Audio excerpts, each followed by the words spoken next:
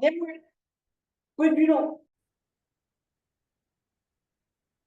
Good evening and welcome to the Town of Belgrade Planning Board meeting of April 17th.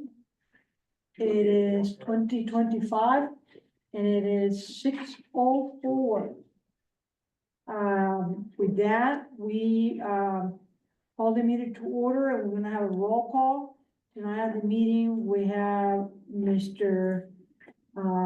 Baker, Richard Baker. We have Peter Surgeon. We have Mr. Nick Sakaro. We have Mr. Greg Alexander, and through Zoom, we have Mr. George Seal and our code enforcement officer, Hans Rasmussen. That said, I'm gonna proceed with the new business item today. The first one, new business item is elections. And we need Hans, step up for a second here. Because he has to take charge of the meeting to, let's just start rolling the nominations. So, that's, so we're gonna pause for a second or so. We had a resident that stepped in with a quick question for him. So how's Mr. Seal doing? Well, considering, Okay, good, I'm glad to hear that. You putting some weight on that leg? yeah, I still can't put any weight on it and I still am wearing a full leg brace and, not getting around except with the crutches, but maybe that'll change next week when I have a update with my surgeon.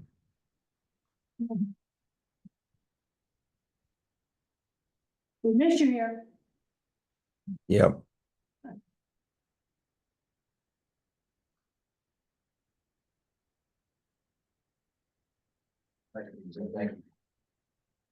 So, the first order of business is the elections. And, to do that, I need to pass the, chairmanship to you, Mr. Rasmussen. Okay, you're taking the nominations. Okay. So, you're the chair for a brief moment there. Do we have any nominations for the chair of the planning board? I'd like to nominate Mrs. Sarah Linguet for chair of the select board. I'll second it. Any other nominations or discussions?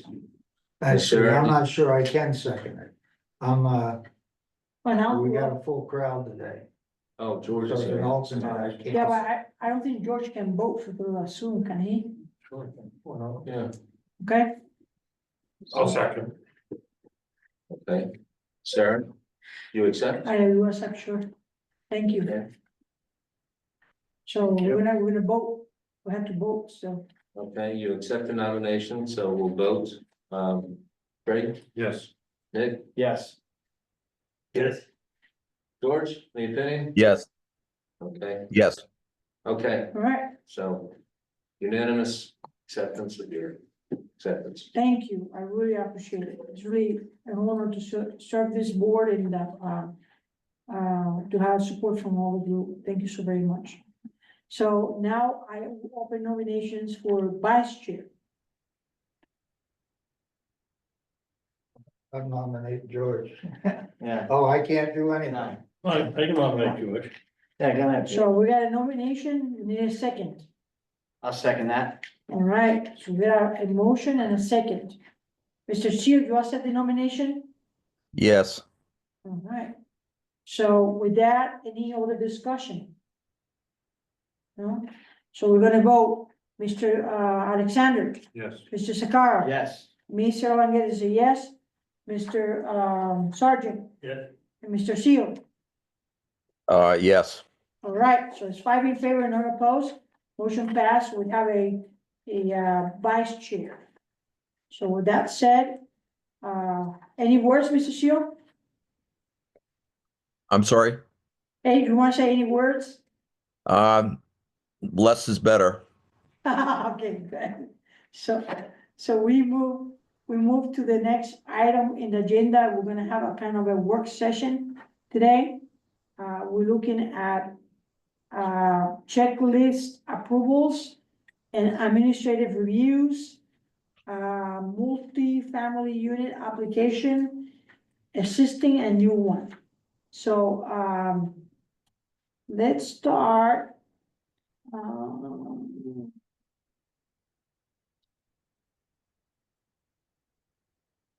Is this any different than the one you gave us last week? No, it just has holes. Okay.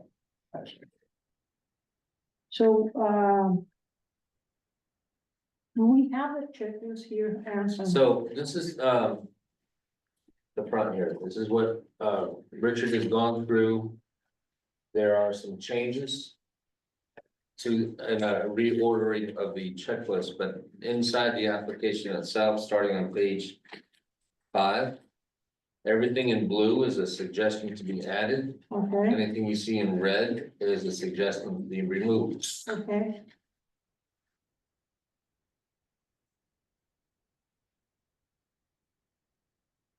I have not gone through this yet, so I'm gonna need about 10 minutes just to go for it.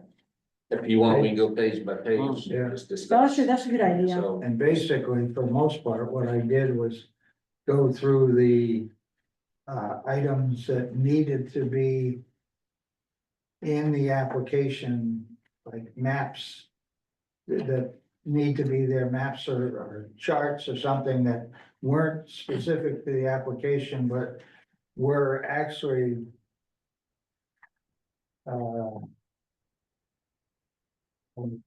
anyway, there's a thing that says minimum documents to be supplied with the application. And people don't tend well, I think, look at that when they fill out the application.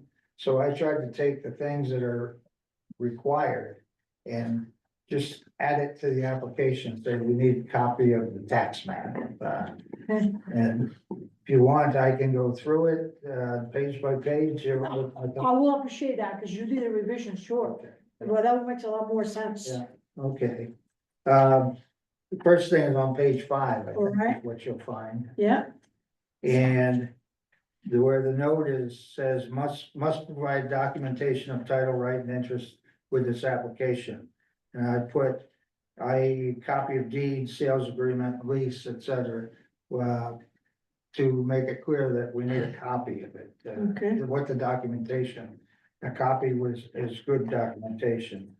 And then down below, where it talks about tax map and lots, just provide a copy of tax map. And, again, these are things that are on that sheet of paper, says minimum submittals. And then we go, let's say, I'm sorry. so we on page 5, we're good with that, Yes. page 5?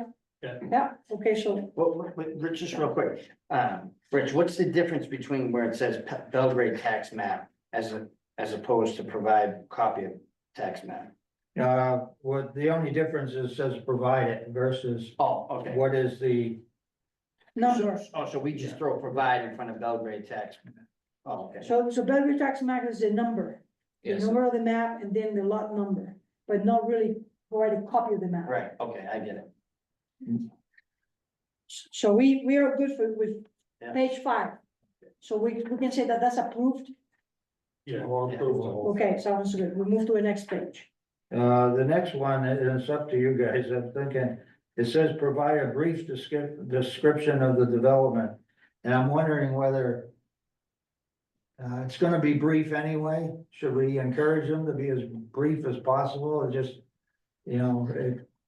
get rid of the word and just say provide a description? Sounds fun with them. And then they, again, it's, most all these things are making sure that the application is complete and, provide the 24 by 36 inch site development with those items listed on the application review checklist. It kind of references them right to that document.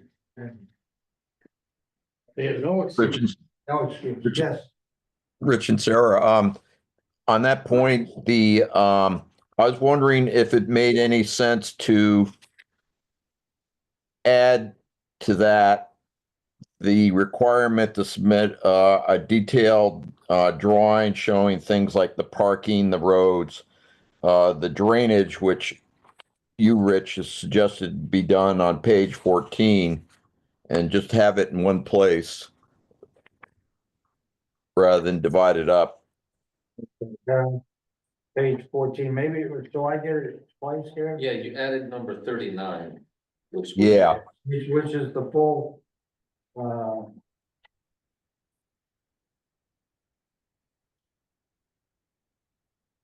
yeah, the difference, I think, is the, thing referenced on page 34 has more stuff required, I think.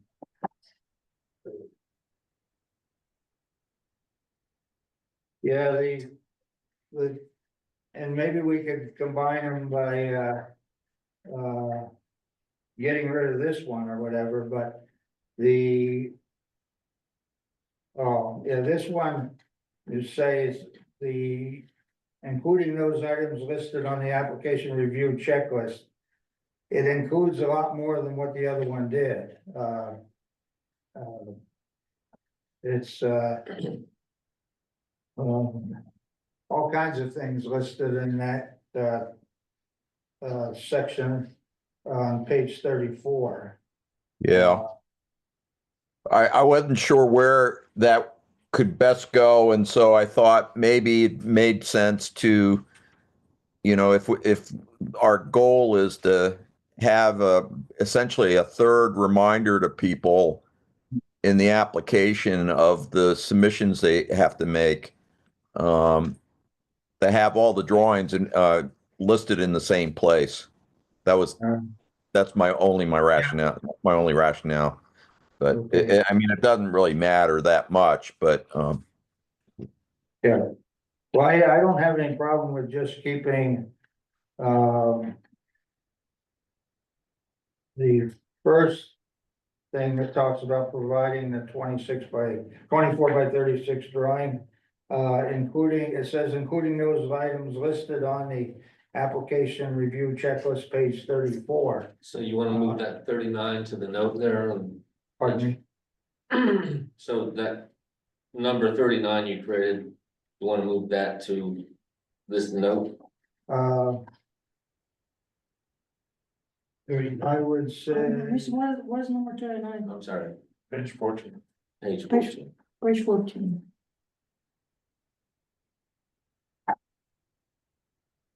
I mean, another way to skin that cat would be just to simply to amend the language you've already suggested, Rich, by instead of just saying 24 by 36 site development plan and detailed drawings and detailed drawings, and then at the end have page 34 and 35, because that's laid out in detail in the checklist, just like it is for the site development plan.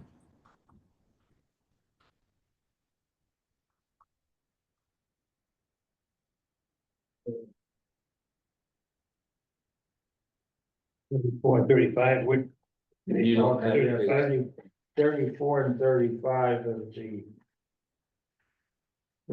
second page, 35 is the second page of the checklist.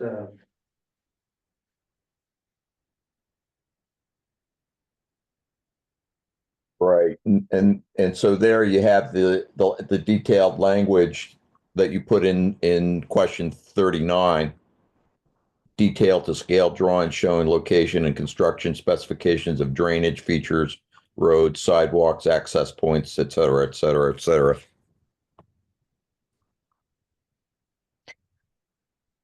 Okay, so say again exactly what you were proposing. Oh, and there's nothing magical about this. I mean, if everybody wants to do it a different way, that's fine with me. But so in the first line of your note, site development plan and other detailed drawings and then it would continue until the end of the sentence. And in the parentheses, page 34, and add page 35.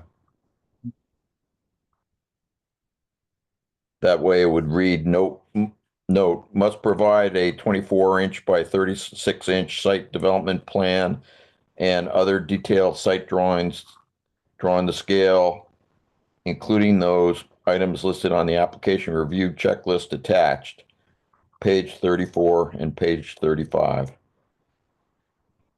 And then we can get rid of that other one later on. Right.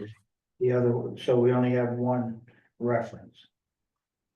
Hans, are you doing this or am I gonna do this and? I can do it, so you just delete this 39 now. hold on a second. But the 39 also says, provide detailed scale drawing showing the location and construction specification of drainage features, roads, sidewalks, access points, driveways, parking, traffic control features, fire control structures. So the 39 is, it give you more detail of the drawing, how the drawing should look like. So I guess probably this is a 3-flag session for this drawing, because these drawings are usually a difficulty for the applicant. I will note it there, said page 35 and 36, and then I will say added, as noted in later item number 39, requirement 39. So they get stamped with this thing twice, because, I mean, a site development plan can be very general. But they will not know the exact details of it till they get to item 39. What do you guys think? Too much? I can be really heavy on this thing. I'd rather have the applicant have more information than less. But maybe you guys will think that they will get all confused. Well, we're not suggesting we get rid of the language though. Well, this item 39 here Yeah. in blue, that was added. Yeah. Okay, so that wasn't there. There was no detailed description of what the site plan should include. They had to reference the checklist, page 34 and 35, to see all these different things. So I think if we just cut it away from 39 and put it into this note, you know, as described in page 34, 35, Right. it spells it out. No, I agree. I think that's a good idea. What I'm saying is we're not getting, you're just moving that language. You're not getting rid of it. You're moving it back to the That's for end you of to the checklist. decide, do we cut it or do we just move it up here? Oh, I thought that we were gonna strike off Mm. 39, but we're not. No, Yeah, we're we moving can. it to the Oh, back. I'm sorry. No, we're keeping the verbiage, but. My bad. Is that good with you, George? Or do you think it makes, Sounds good to me. Richard? Just move that whole thing up to here Yeah. and work it in. Yeah. Okay,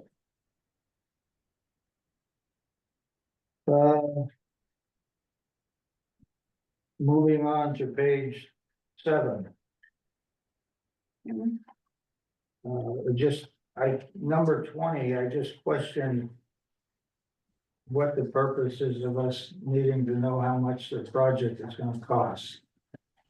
Is it, I know at DEP, they did that because they wanted to make sure the people are, can afford to do what they're proposing to do, essentially. And I don't think we've ever asked anybody, well, show me your bank book or whatever, or show me your loan thing. I don't know what other people think, but I just wondered, why do we even have it there? It's not required in the ordinance, so. no, Well, yeah, if it's not required in the ordinance, we shouldn't be asking it. But this is just, that's just going on with the financing deal, but that's not required in the ordinance, we don't put it, we don't ask. I agree with you. Basically, that's going on. Anybody else? Do we need to know that, Kurt? I don't think so, because some people, you know, they may have to sell a house or two know, I understand getting the road in and stuff is critical and getting all the site prepared. But they may not have everything to do with total building. So I don't think it's necessary. So we're striking And number how are we 20 gonna out. decide whether That was my thought. they'd have to bring us up bank statements and figure all the other stuff. But that's the personal stuff, we don't need to know that. Right, Doesn't. So we're gonna delete 20, yeah, I would say so. okay. What do you think, Mr. Seal? No, I agree with everyone else. I don't see any reason that we need that information. The ordinance doesn't require it. We don't need to make a finding of fact that they have the financial wherewithal to even pull the project off. It's different than the subdivision ordinance where we have to make that finding. So I agree. Let's get rid of it. Thank you. Moving to page 8. I was just trying, some of these things you try to figure out where's the best place to put them. But our checklist or whatever, not checklist, but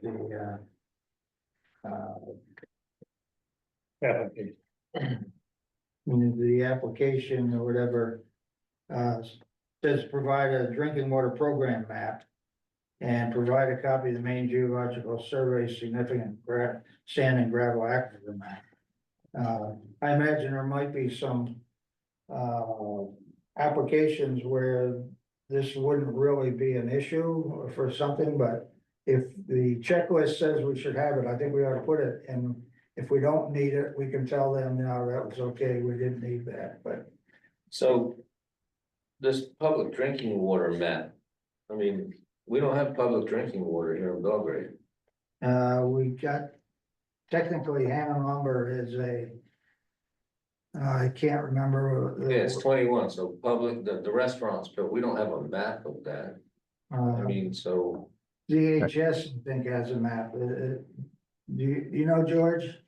Yeah, they have an online GIS mapping system of all the various types of public drinking water supplies, wells, as well as reservoirs in the state. They all have to be registered with DHHS. And so that in Belgrade, even though we don't have a community-wide water system, or at least nothing that qualifies as that at the moment, the Triangle, if that ever comes to pass, would. But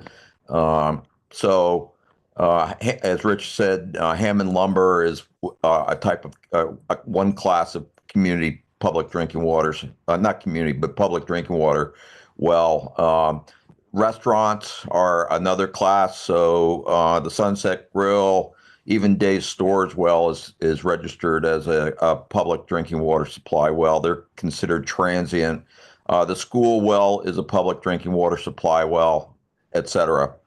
Beckett is, so it's based on the number of users. So all those are shown in the in this online mapping tool that the Maine Drinking Water Program has. All right, so I'm thinking, you could, with this, on the note, very first note there, provide copy of Maine Drinking Water Program, et cetera, please check this particular reference you're talking about and see if that applies to you. That's what, put that language in there. Because, these people don't know what you just talked about. I didn't know about it. Who's gonna know about it? They just say, That's a good idea. give me a heads up. Just please check, see if it applies to you. Check DHHS website for the GIS map Give them, direction, where Whatever to the- find it, yeah. whatever the, put in the, what do you call it, the Earl address, so they can do it online. So Sarah, just as a reminder, so that we don't do too much duplication, the list of attachments that are required, the minimum attachments that are required as part of an application, which Rich referenced earlier, if you recall, that 2-page part of the application package not only includes what's required to be submitted, but it also gives the web address for where you can find find that information, whether it's the national wetlands mapping or the mapping we're talking about right at the moment. I mean, interestingly, this has never been a problem for applicants to submit. That's not one of the things they usually forget. All right, so what if someone is not hiring expensive, engineer and they try to do it themselves? And they do it this way, something. Yeah, well, I was just questioning the relevance of the question, but if it's, we do have them here and we do have the, Yeah. setbacks from them in our ordinance, so it is relevant. Yeah, to answer Pete's question, anybody with a modicum of capability to use the internet probably wouldn't have too much problem eventually finding these maps and also online and using them. Not everybody would, but many people would. Oh, yeah, I'm sure of that, but it's being a little bit more user friendly. It wouldn't be too difficult to just add in the URL in the found that we just talked about. Yeah, we provide that. So, We will, Now, Mr. Shield, you talk about a two-page, summary of the questions. yeah, I didn't print out the whole application Oh, I for this see. purpose, Yeah, it's on page, it starts on page 32. Page two. and I did Yeah. not print these pages. It's entitled Minimum Required Application Attachments. And it's basically a 2-column table. The left column is a description of the attachment. So like, for example, the first one is copy of deed, option, sales agreement, lease, or other documentation of title, right, or interest, et cetera.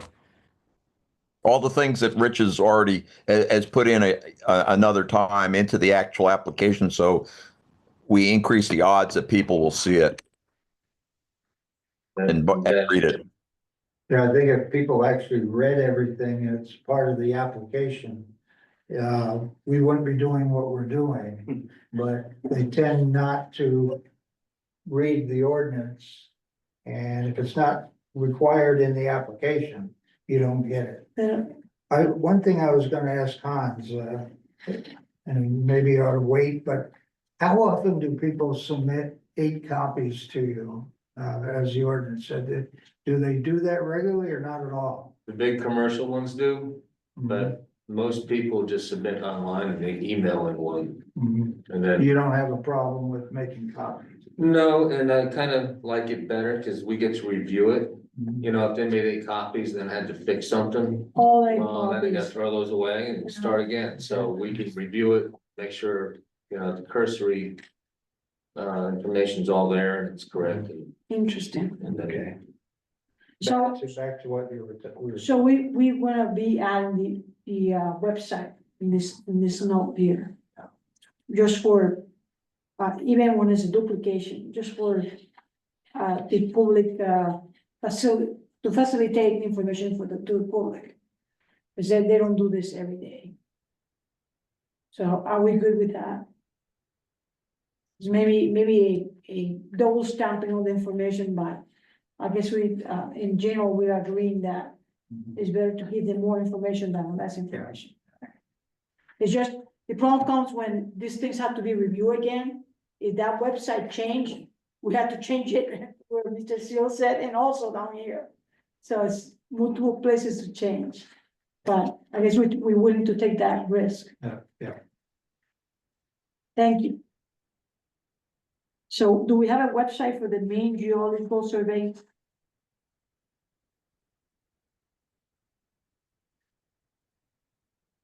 Which one? So it's 2 notes, one for the drinking Main. water program. Do we have a website for the main geological survey? a lot of these, for smaller applicants, I print them because we have them on our GIS. I just, Oh, okay. and I print topography maps, contour map, I do it all. So maybe we can put the website and say, check with the CEO next to it. No, Oh, that's part of what I do. Don't tell them I'm gonna do it for them. Okay, sounds good. So should we, I guess I asked again, should we add a website to the main geological, for the main geological surveys? If Yeah, we can find one. we can find one, Yeah, I think it's on that list George referenced. okay. All right, Mr. Baker, So you're can back you to it. just Reference, rather than adding the website, so can you just reference whatever page that's on? Yeah, that's found on page 32. So just reference page 32. Okay, sounds good. We can do both of them, right? Hey, Rich and Sarah, on the second note, which is to provide a copy of the main geological survey significant sand and gravel aquifer map.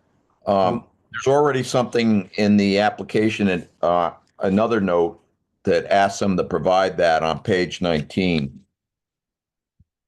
If that's the case, we can get rid of it.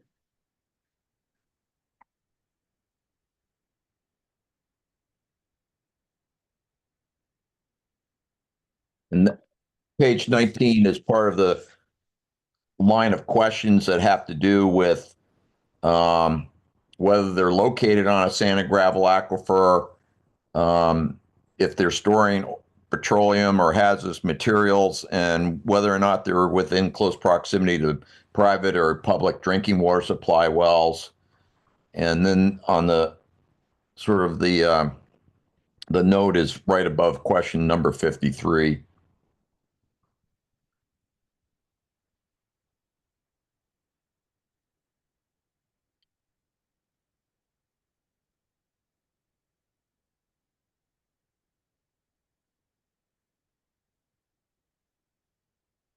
I'm sorry, it's at the very top of the page. Yeah, now, the thing is that. Okay, I got you. So page A is saying to provide a copy of the map. And then page 19 say to show the location of the proposed development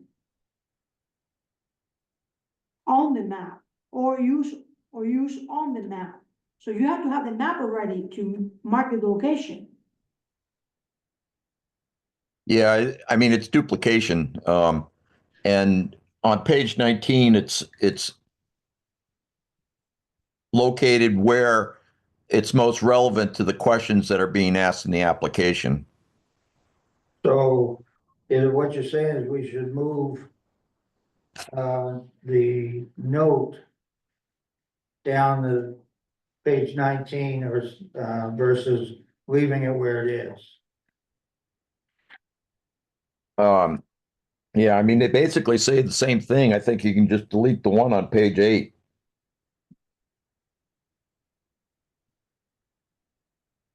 It's almost the same wording verbatim.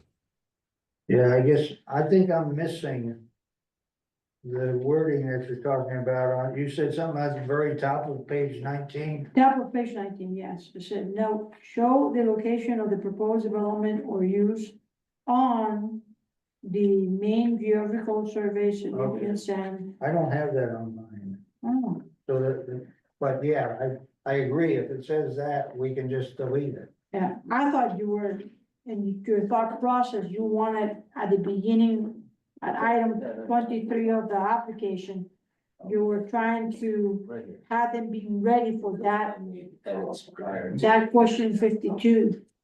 Because in question 52 is that they have to mark that map on the location, so they have to have the map already, copy of it already. So, if that was not the reasoning, I agree with Mr. Seal. We can take the note out of, Yeah. item 24 and just, leave it as it is, on page 19 and then say for map, refer to page 32, isn't it? What was we were saying before? To go to page 32 to know where to get it. Yeah, it's 32. Yeah. So just cross those off, we're not gonna be able to Scroll, put a reference in here. yeah, scroll off notes on page 8. For the Well, name, Crossing one off, right? yeah, cross off the bottom one, the new one. And then add to, page 19, refer to page 32.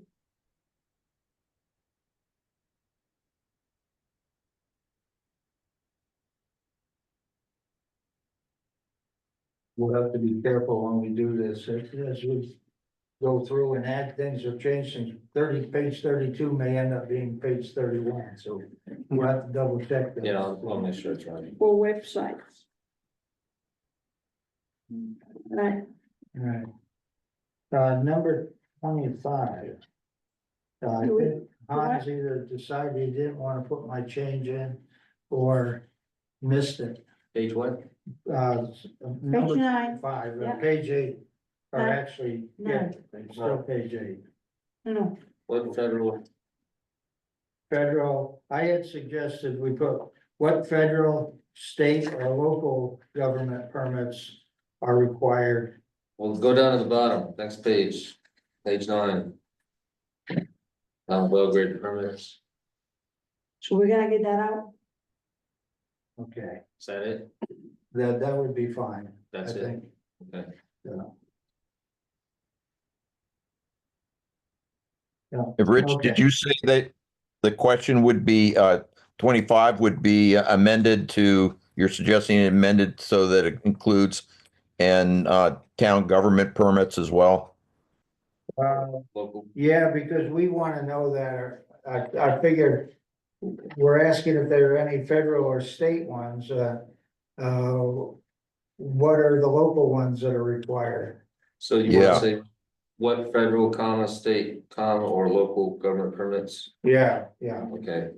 Or local, and then I had suggested at the end of that, number 25, first sentence, provide copies of any necessary. Or required, whatever the word we wanna use, permits. okay, I must have missed that one, so I'll figure that, I'll do that at the end of. I'll circle that.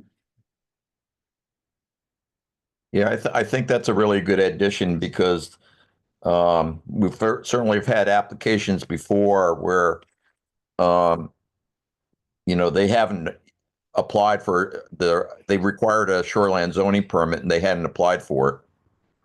That could, commercial could be one that would certainly would qualify for that. Okay,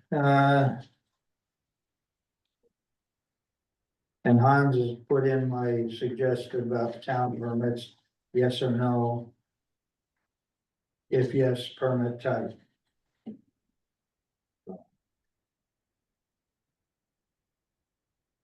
You're okay with that? We can move on. Yeah, Yeah. okay, Page 10 has no suggestions.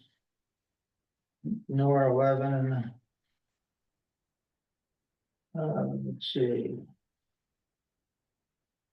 So- Okay. Hey, Rich, Yeah, let's see. A possible suggestion, or at least a question, the questions on page 10, starting with, well, the questions regarding peak daily vehicle traffic and how many vehicle access points, those are all relate to the public access to public street standard and whether or not what they're proposing meets that standard. I was wondering if what you've added to question 40 about provide information needed to, or, well, maybe, no, I guess that's a new question, but I guess it would be a new question, provide information needed to meet access to public street standards, whether that would better go here,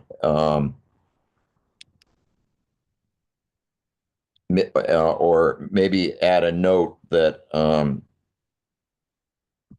rather than actually a new question, something along the lines of show design details of public road access. Or something along those lines. We're thinking about, putting that, number 29. Or, Number 29. Um. Yeah, after number 29, right? and what was the language that you were proposing? Well, the explanatory note could read something like note, colon, show design details of public road access in site plan or other detailed, traffic design plan demonstrating how will comply with ordinances, standards. Okay, and if you do that, we would be eliminating the thing on, page 14, number 40. Yeah, we could. I mean, it's just a suggestion. I just thought then it would be embedded in the part of the application that's asking questions that have to do with traffic, and public road access. I agree that the loading and unloading and loading bays don't really, putting a note there doesn't really make a lot of sense. Yeah. Why don't we'll. Maybe you could provide, do you have that written right in front of you, George? I do. I mean, I could email it to you. I was thinking, email it to Hans and he can. Or, plug yeah, I'll in. email it to Hans. Okay. And you that want would- that as separate? As part of an existing line item or its own line item? It's a note right under, No, okay. Number 29 on number page 20. 10. All right, and you'll send me the verbiage. yeah, Yeah, I'll email it to you, Hans, after we're done. I just got a question on this, it's how many loading bays? What's a loading bay? What are you talking about? Loading dock Loading dock? for business. Oh, okay. So I never heard of a loading bay. so are we eliminating number 40 then, or just moving it there? no, we're eliminating, provide on page, on number 40, we're eliminating that particular thing and we're providing a little more information up where we're talking, where George is talking about the road access. This really doesn't fit right there, and George probably has, what I heard was better language as to what the note would be. So number 40 is being scratched out. Yeah, and the Not note the would whole go thing, just to provide information, right? Yeah, just that blue. Number 40 is still, it's still there, it's just the blue part down at the bottom is being eliminated. Okay. Now, And that's the information George just provided is gonna be in a better location and more information. thank you. So we went back to page 12.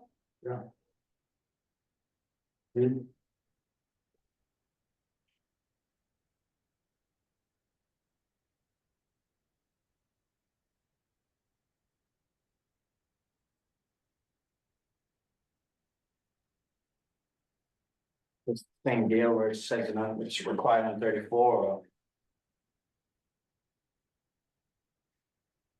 What's that, Nick? I said, is this kind of the same deal on 34 and 35?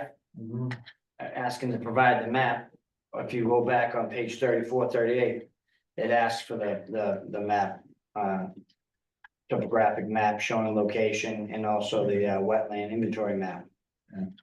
But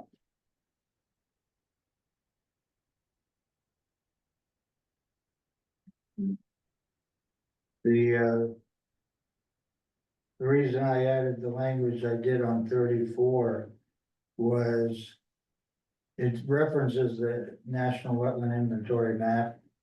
But the ordinance, checklist or whatever says provide a copy of it and. unless we have a copy in the application, you gotta go search for a copy of the map. This kind of puts the burden on the applicant to provide the map. Now, is the website on the note part of the recommendations of that? No, that's the color of the website shows up in the application, that's all. Yeah. So I'm good with 34 and I'm good to 35 too. Want to move to page 13? Nothing on 13. Page 14. And I guess we eliminated 39. Yeah, we not? did. Yeah, okay, so nothing there. Nothing scratch it on.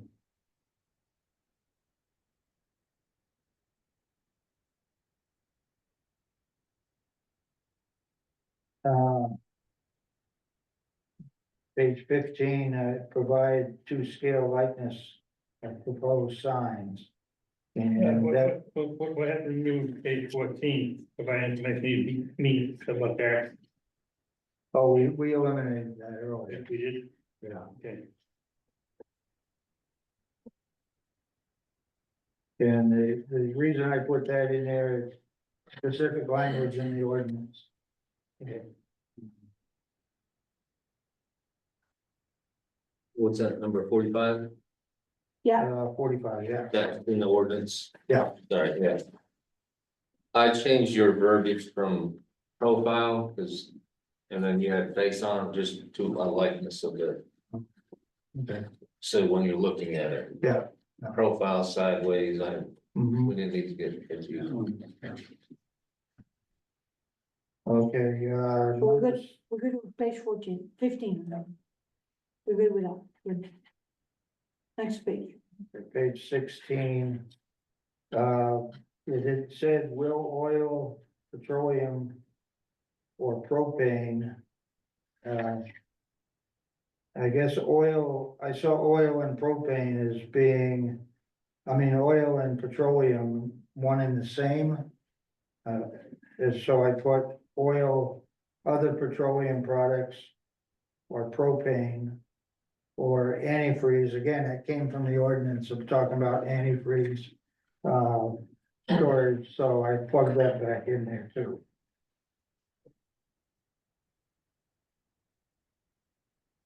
Good to me. Okay. Everybody's fine with that? Yeah. All right. Yes. Page 17, on top of the page, provide evidence, main DEP citing regulations for oil storage and hazardous substance facilities are met.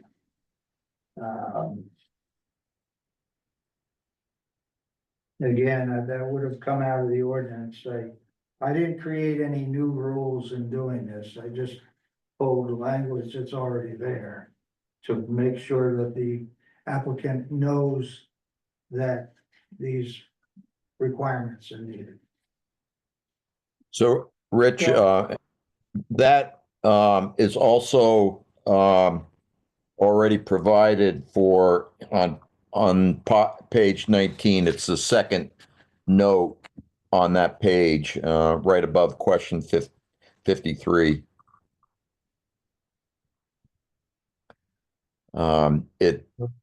It I can read it if people want me to.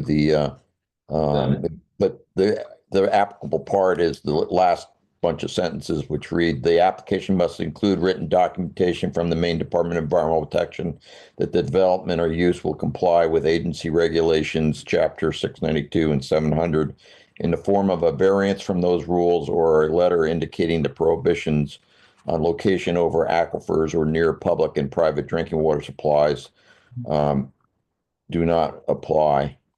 Yeah. We can scrap the number 49 on page 17. Scratch that right off. Nothing on page 18. Nothing on page 19. number 55 on page 20. I added provide a copy of any deed restrictions relating to drinking water and groundwater protection.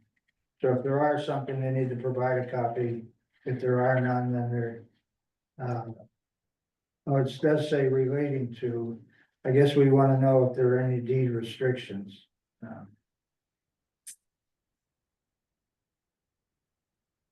So related to drinking water, groundwater protection and deed protection, Well, deed restrictions. Which this one do is you want? focused on drinking water. Yeah. Deed restrictions is mentioned up here, I think on page 7 or something like that. Page 5, item 7. Mentions deed restrictions or covenants, which is very broad. This is focused on drinking water. Yeah. So it's really not a duplication.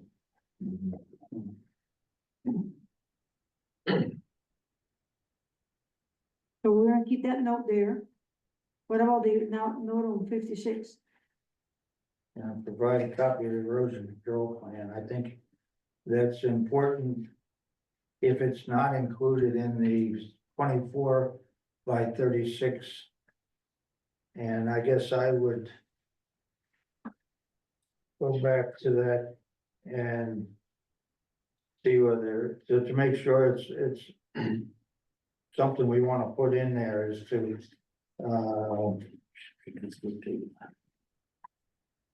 see if that list on page 34, I think it's good because you think, it spells out in the application that they know they have to do it. yeah. Yeah, and I don't think it says anything about erosion control in that list, so.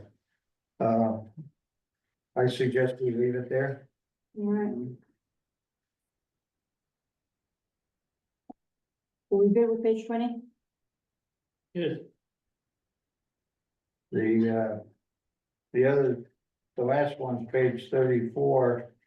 I had originally planned to put everything in perfect order on the application submission list, and I started say this should go above there, and Hans has done that for a couple of these, but as I got going, I didn't go any further with that and figure that and go down through it, it's gonna get addressed one way or another. We don't need to change it all around, but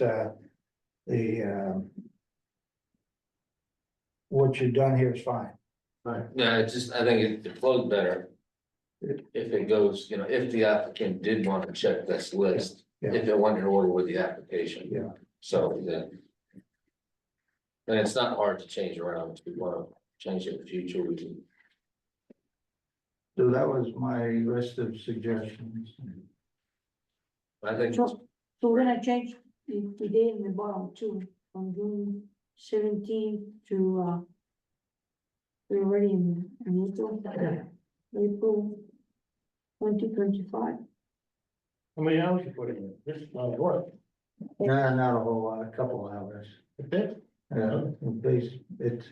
It wasn't hard to do, it was a little tedious, but it wasn't hard, it really didn't take that long. Oh, can't stay. I watched the Red Sox, so I can't remember You what took one. breaks. I don't remember the particular one, but they've had some bad ones and they had some good ones. so. Sarah, Yes, this is not in line with what we've been trying to accomplish necessarily, but I happen to find a couple of errors or things that have changed since this was originally drafted in 2017 in the instructions. On page 2, for example, it provides the hours of the code enforcement officer when people should contact Hans for like a pre-application meeting, and that's changed, and that's in the second paragraph. And then Thursday in the evenings, last paragraph, there's something that could be clarified possibly. But anyway, mostly it's that second paragraph. There's also the hours when we meet have changed as well. yeah. Good catch. So, So we still meet till 9 o'clock, but it start at 6. 6 How- to 8. How that came out? Start at 6 and end at 10. Yeah, 6 to 8, 6 to 8.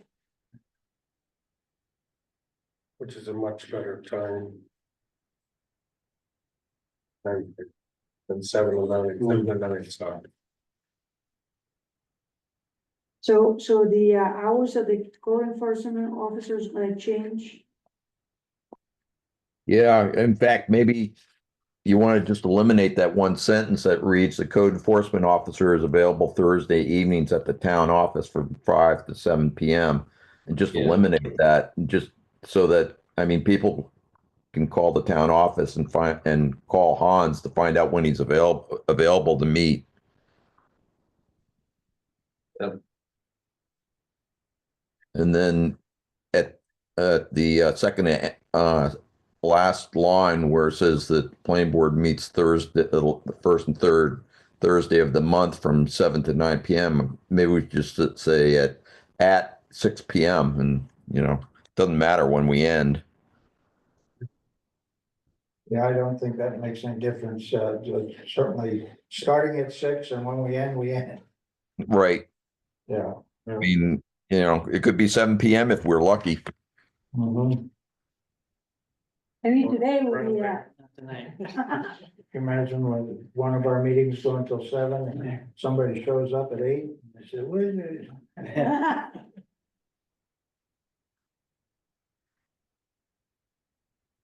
all right. Any other suggestions on this, application, permit application? Thank you, Hans, for putting that together. No, thank you. You did all the heavy lifting here. I'll fix these changes tomorrow and move forward.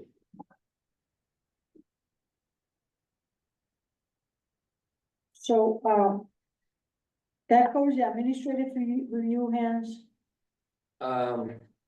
Yeah, I mean, I just threw things out here as thought provoking workshop that we might want to discuss. We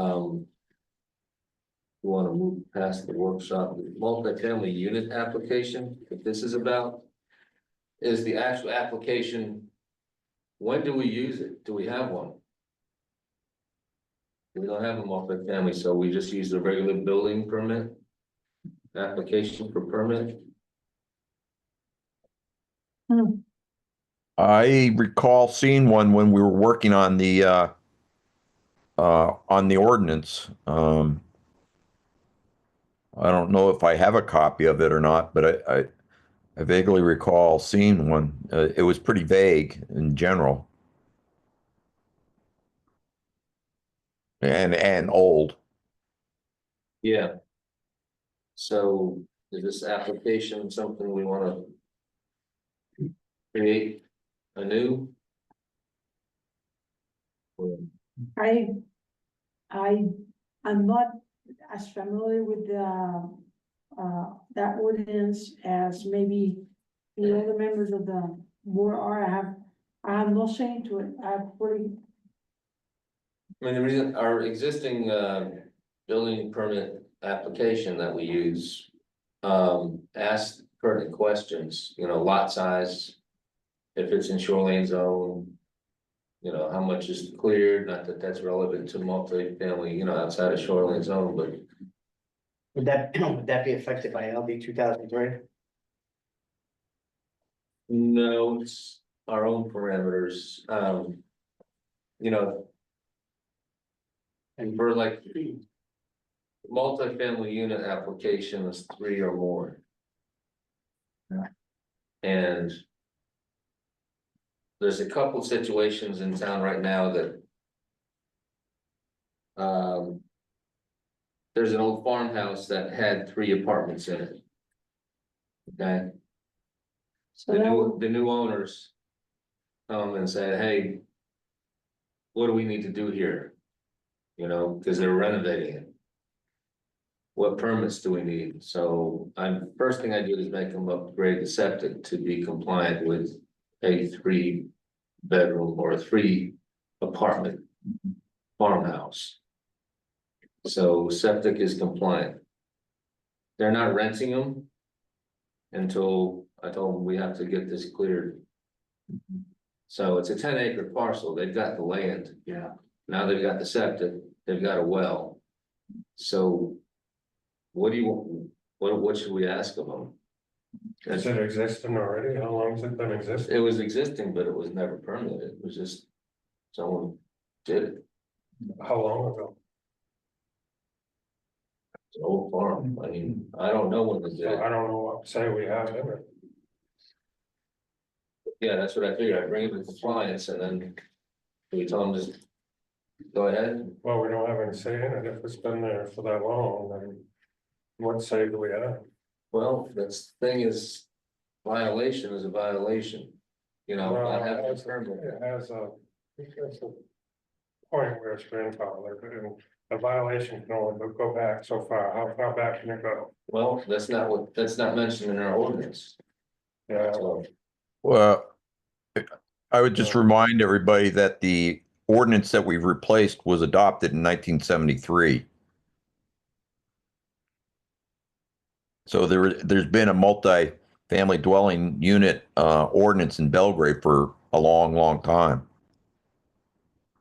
George, do you remember where you might have seen this? Was it in your packet of stuff or seen it maybe at planning board meeting or town office or whatever?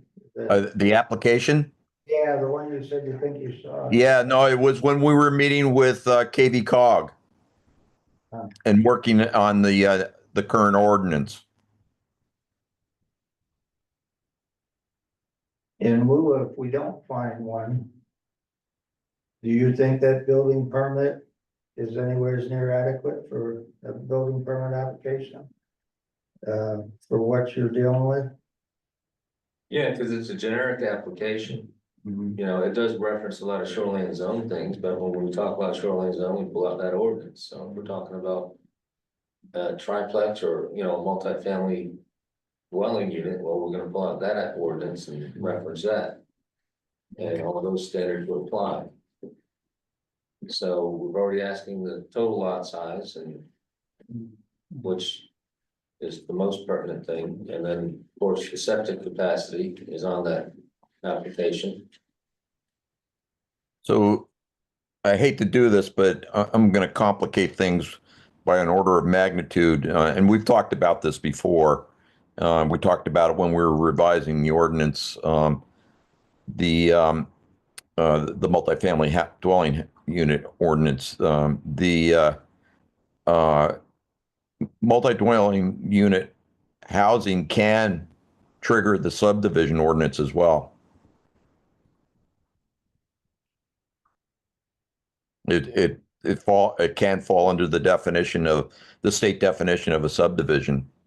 And I bring it up in the context of the application because if they trigger that ordinance, then you know, they could complete, particularly if they have less than 6 units, they could complete the minor subdivision ordinance application.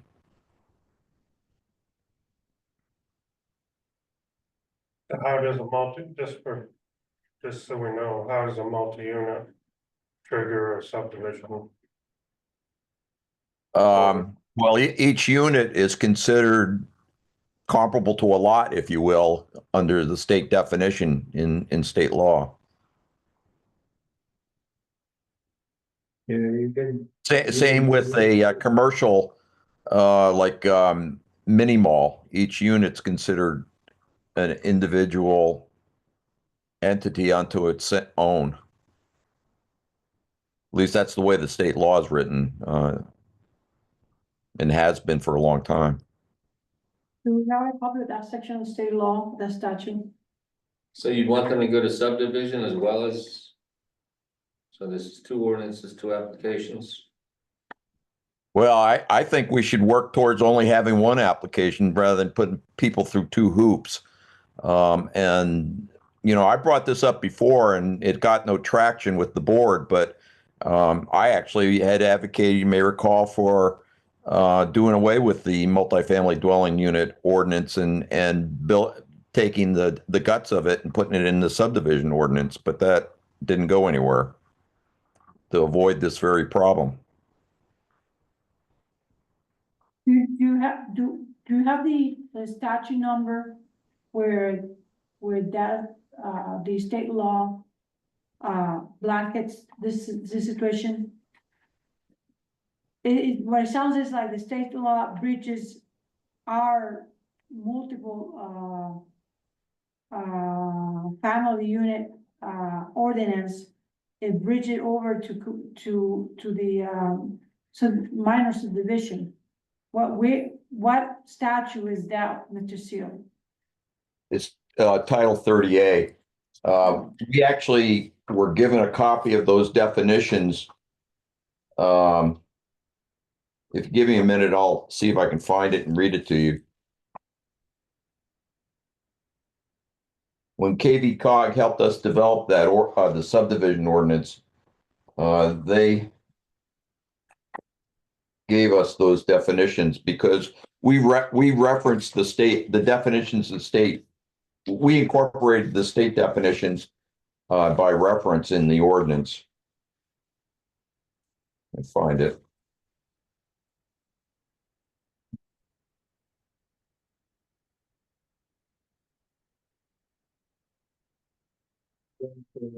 George is right, that you can have an apartment building end up being a subdivision.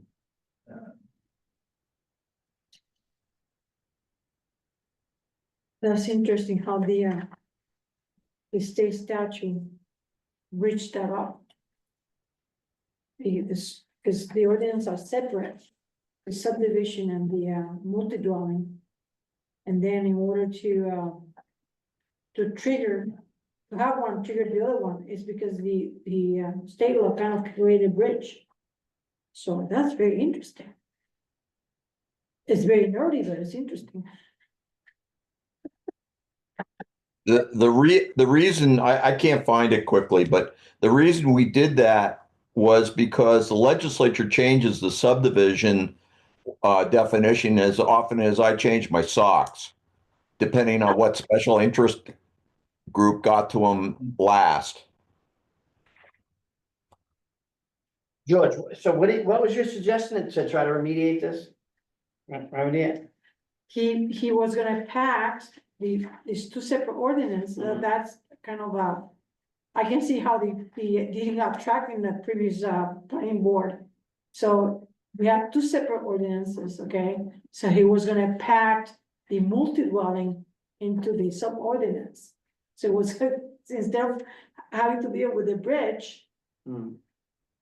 I mean, obviously now's not the right time to do that, given all the work we put into redoing the multifamily dwelling ordinance. I mean, that if we were going to consider that should have been considered, a couple of years ago.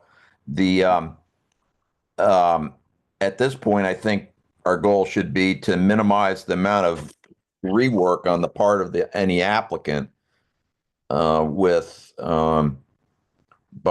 if they trigger the subdivision ordinance, that's the more stringent of the two, and in many ways, I've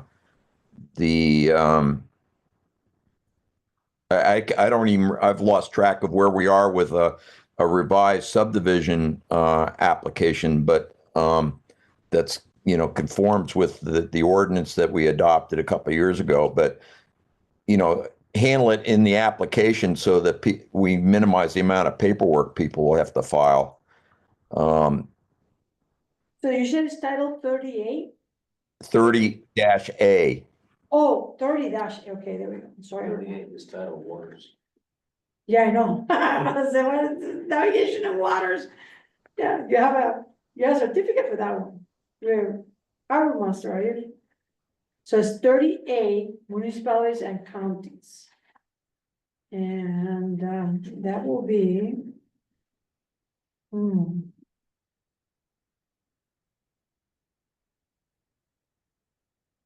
Oh, I thought this always was a local, slang. But there's such a chapter 111 called home rule. I thought that was just slang here, locals, no, the home rule That's a real thing. is a real thing. Oh my God. Good job.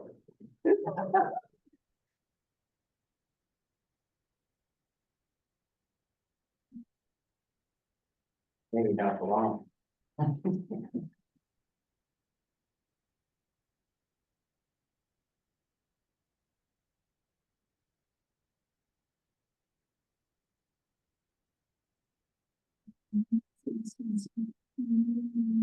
A planning and land use. So you have to be chapter. You have to be chapter 187.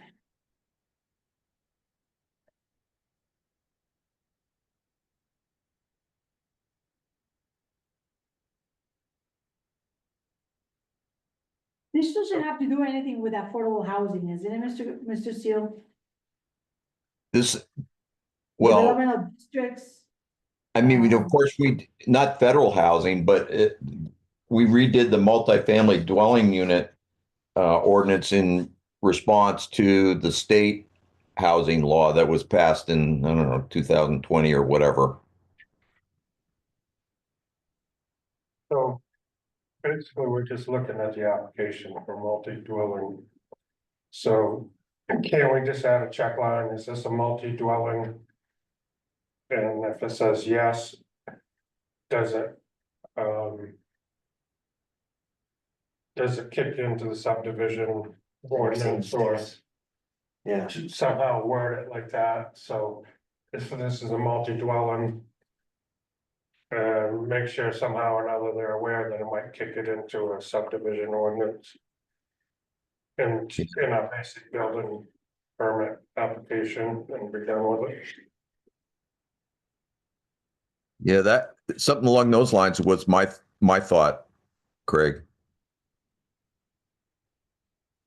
So if it's 2 units, it's still be multi-dwelling, but it goes no, if it's 3 units, still be multi-dwelling, but if it goes above that is subdivision. I think, All right, I'm gonna complicate things a little bit more. Okay, go ahead. Get ready for it. So. Our minimum lot size is 40,000 square feet. Yeah, 1 acre. All right, if somebody wants to put in a 1-bedroom house. And then have a 1-bedroom ADU attached to it. What is it? So 1 bedroom 80,000. with a 1 bedroom ADU. It's not a duplex? No, because they've messed with the laws. Exactly, so our requirements for duplex and our minimum lot size. Have just been tossed out the window, And that's not home rule, we have point. because right now we have to have 80,000 square feet for a double occupancy lot, but with the ADU. They just changed the name, you don't call it a duplex, you call it a single family with an ADU and you've got a duplex, that's where the law reads, right? yeah. Mhm. How many people are doing that in town? I like what, I said they all. You really don't wanna know, Really? Wow. that's how I found the triplex. I was doing a septic inspection, I'm like, wait a minute, this. So I've shut her down. Oh. Well, I mean, not the farmhouse, there's a new one being built, there's a new triplex being built that I've stopped.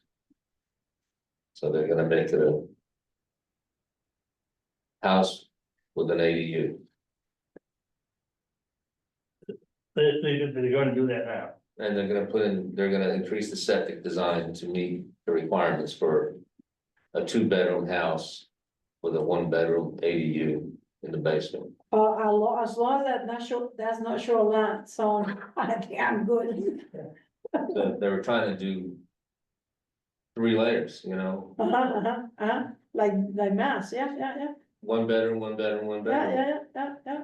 But what's missing in our, I mean. It's just people are doing stuff. They're doing it themselves. To go around the other ones. Fire barriers are being ignored, there's some other codes that are just being tossed out the window. Yeah, we're under the population of 4,000, so a lot of those code, we don't have a building inspector. Well, yeah, I don't have to enforce it, Right, but they're still supposed to follow the code. not necessarily, no. No, the way the law's written, they're supposed to follow. No, not if we're under the population of 4,000, you don't have to. I don't know. The municipality doesn't have to enforce it, Right, but all structures are supposed to be built to the main uniform building electric code. No, I'm kidding. So any building that we're putting forward have to pass the codes at the new codes? but you can't. No, it's not right, because we don't have a building inspector. He's a Exactly. plumbing inspector, Yeah, and that's the only thing he can inspect. I understand that. So no, we don't have to. Because Um, the builder has So- still to code to. it's like all this foam and stuff they're requiring to put on the outside of the foundation. We don't have to do that. well, and And this it's is, designed, for that reason, it's designed so communities. That are in more in a poverty area, doesn't have to spend all this money to try to get a house in. If it was over a population of 4,000 people. Then the town would have to have a building inspector. And the town would have to have an electrical inspector, and everything would have to be followed. The electrical. Is, still need a master electrician, and this Okay. is the disconnect between. What the state rule says Yeah, and how it's interpreted in non-Newbeck communities. People think since we're not required, the municipality is not required to enforce it, yeah, they think it doesn't apply. But it does apply, interesting. so if there's with a, no enforcement. exactly, And It's they not- can't, so it's. They can say all they want. But, I will give you a different perspective, and no, I don't try to win an argument, I just try to give you a different perspective. So in my understanding of this whole thing. These new codes are trying to help Mainers to save in their energy bills. so you spend thousands to save pennies. I don't know about that, Yes. Craig, listen, hold on a second, I agree. you might be right, but I don't know. Right, I had not, all this dust had not settled in my head. So this is the thing. So the idea is to, invest in better quality of building. So then we don't have to, put too much money in energy, to keep ourselves warm in the winter. But down the road, people avoid the codes and keep going like this, and then we have to figure it out for emergency heating for people, our communities. well, if you're figuring out emergency heating for people, they sure the hell aren't gonna be able to afford to do what you're asking them to do with the codes. They can't pay the heat bill. Hey, Sarah, could we get back on I'm sorry. topic? Yeah, that was on the tangent, I just. Yeah, if we could get back on topic and the question that Hans Yeah. posed to us, that would be good. His question, and correct me if I've got this wrong, Hans, is that what application does he give these people that need to get their apartment complex approved? And I asked the question, well, do we have a revised, updated subdivision application that could be used if they fall under the subdivision ordinance as well? And I don't know what the answer to that is. I vaguely recall I know we talked about it, but I don't know if anything came of it, if anything came to fruition. I got a question related to this. Do you know, George, in what cases, if any, would and maybe Hans knows this, a 3-bedroom apart or a structure with 3 dwelling units in it. Totally separate dwelling units. Are they always a subdivision? Or what exemptions are there to, where would it not be called a subdivision? I do know that a lot of the apartment buildings, in fact, do come under the subdivision law. Going back to, the original thing, Hans said, what do we have for an application for a multifamily dwelling unit? And if we can't find one, the ordinance itself says what needs to be in that application. And if we can't find one, I could probably put one together that we could review. Based on, it's not a whole lot there that required in that, from that particular ordinance. If it's a subdivision, it's a totally different picture. But if it's just a multifamily dwelling unit and it doesn't fit into the subdivision law, from what I can see of the ordinance, it wouldn't take much to put an application together specific to the multifamily dwelling ordinance. Sarah, did you find that definition of subdivision in state law in Title 30A? I'm working on it. Um, Yeah, But wouldn't the growth areas under the LD 2003 be different? Different requirements or no? I don't know. No, they don't have the same requirements, of our minimum lot size or, yeah. Richard's question was what triggers the subdivision? Is every building 3 bedrooms or more, or 3 units or more considered subdivision? And so what would the difference be between a triplex being a subdivision or not? I don't, there's a clarity on that. Hey, Sarah, the section number is 4401. I'm so close right here, got it.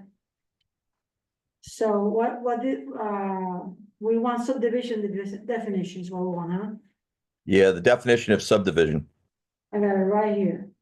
You want to start reading? It says subdivision means the division of a tract or parcel of land into 3 or more lots within any 5-year period that begins on or after September 23, 1971.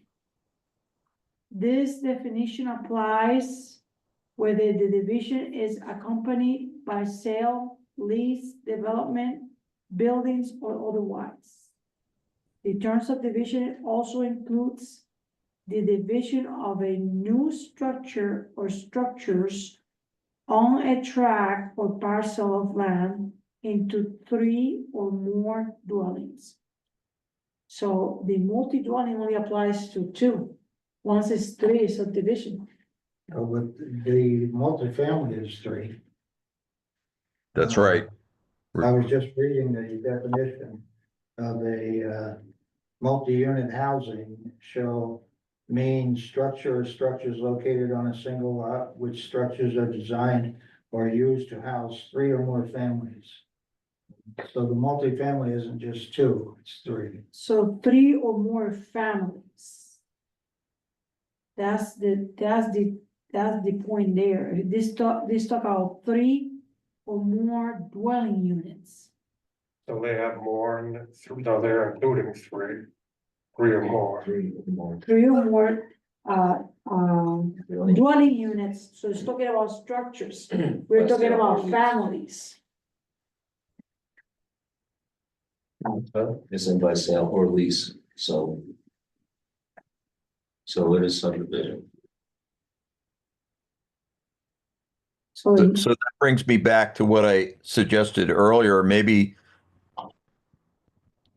going back to what we just did with the commercial development review ordinance, where we tried to provide a maximum amount of guidance in the application form to the applicant, it might, if we want to achieve that same objective with an application for a multifamily dwelling unit and subdivisions, it might make sense to have an application that serves both purposes. So you could have, whatever questions apply only to multifamily dwelling units in there, and would only apply to those types of developments versus your more conventional subdivision of land.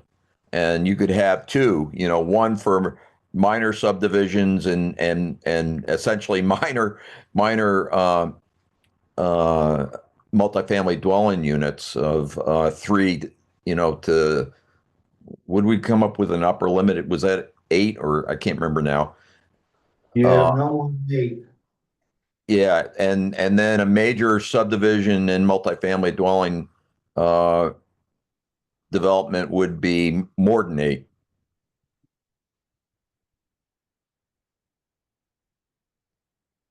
So it would require the development of 2 applications.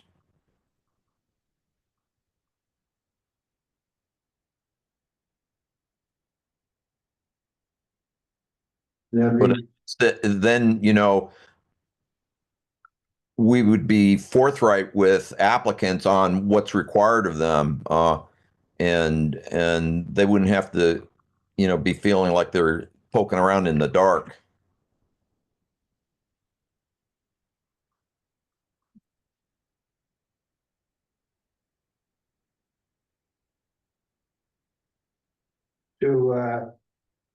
If we were just addressing the multifamily dwelling ordinance, could we have an application that is designed to fit the multi-unit family ordinance and with a note that says something to the effect that some or all of these are also maybe subdivisions, and put the definition of a subdivision as a note in the application for multifamily, so that that person can research whether or not he's proposing a subdivision as well as a multifamily dwelling. That makes sense, yeah. Yeah, no, that we certainly could do that as well. It certainly, if they are proposing or could be proposing a subdivision as part of it, they ought to at least be alerted to the fact that they are looking to that. Yeah. I mean, it certainly would be the easier way to address the immediate problem that Hans is facing.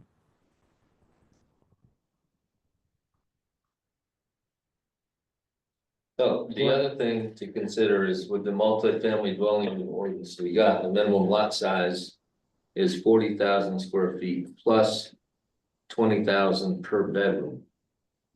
So this little 1-bedroom triplex would require 100,000 square foot lot. Do we need to refine that a little bit to be more realistic? Well, to change the ordinance, we'd have to go through a big process.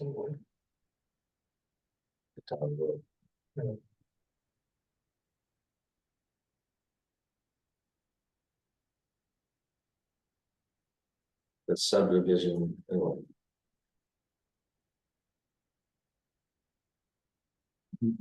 subdivision doesn't require 20,000 square feet per bedroom.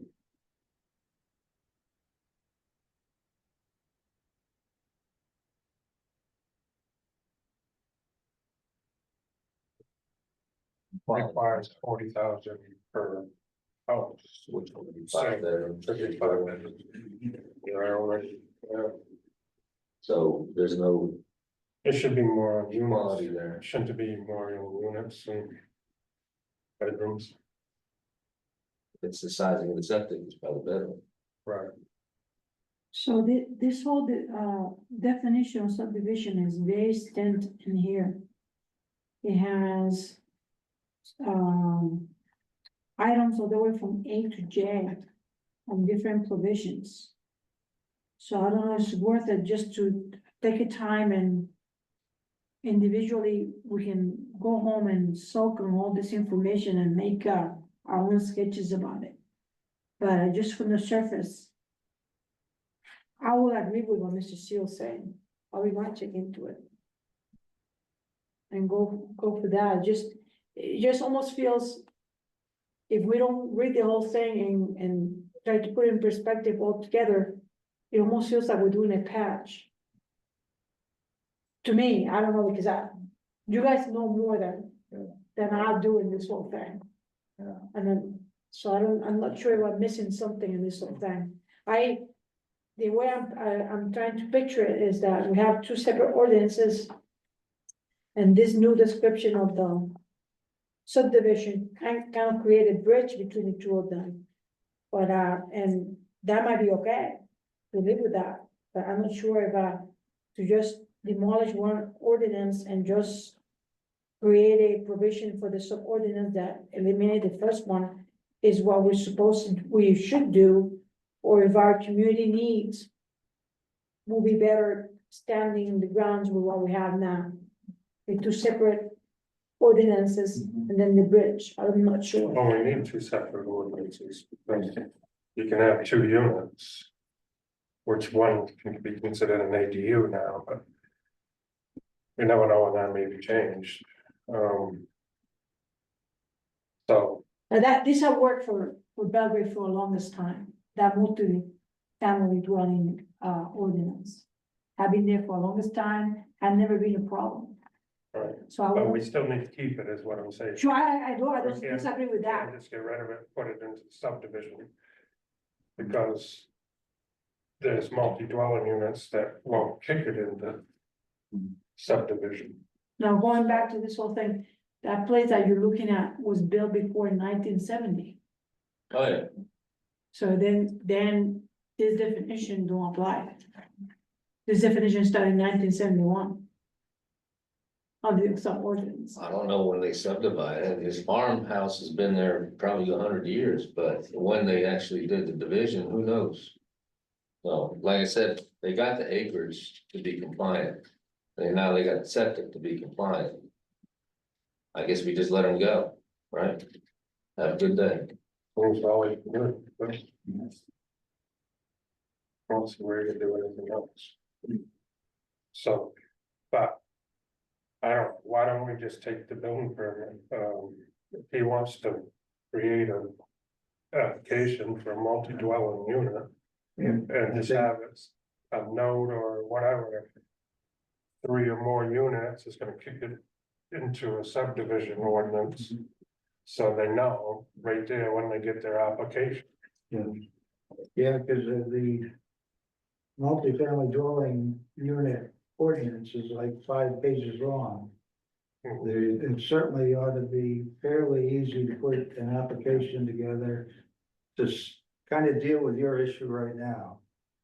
Or the next one that comes up I think next you're week or whatever. looking at the old version. What date is your version of that ordinance?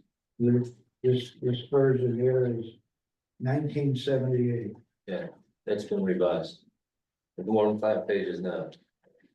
The multifamily dwelling unit? Yeah. I guess I never got a copy of the new one. All right, we'll disperse those next meeting. I'll make sure we have some for everybody.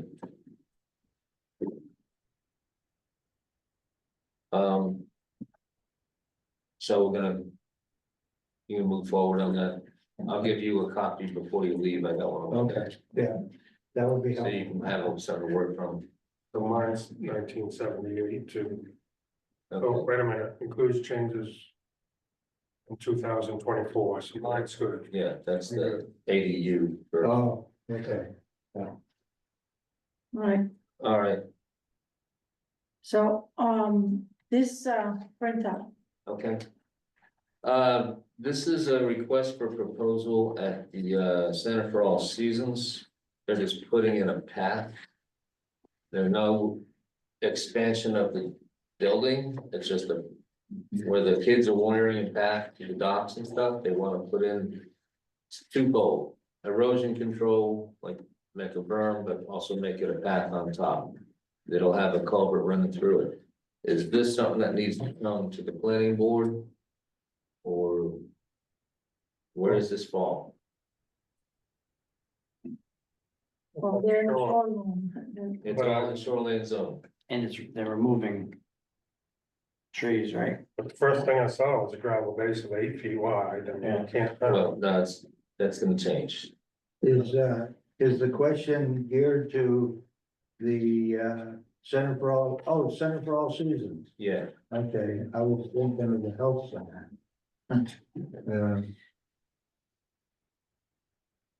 so yeah, the gravel base will be 6 feet wide, that, right? Put the skids on that already. That's just one out. You should hear the phone ring. You say it's in the shoreline zone there, there's not much of it that's not. Yeah, it's entirely in shoreline zone. Mhm. And they're under their impervious Yes, amount with Yeah. this. So, you know, the other town beach we got over in, Long Pond. They have to fall in the same room. that's different animal. Different animal. That's pre-existing. This is something new. Again, we got water, we've had complaints from both neighbors about water runoff onto their properties. But basically. This pathway is gonna be built up.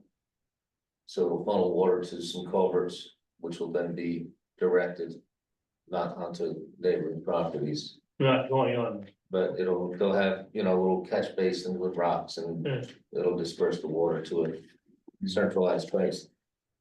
But, And so I want to make sure I understand your question. Are you asking, does this proposal require a shoreline zoning permit issued by you versus the planning board? Is that the gist of your question?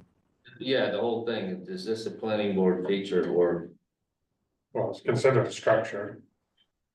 it's gonna be, crushed rock, compacted. Path, Oh, I thought it said paved. no, that's, that's. For a 6 foot paved path, but this is not a request for pavement, that was just. It's not gonna have pavement, Oh, it's just compacted, crushed rock. pressure. So crushed rock, just crushed rock, not Crusher dust and, crushed dust, well, that's gravel. I Gravel assume, is, you know, I assume some of it's within 100 feet. yes. Yeah.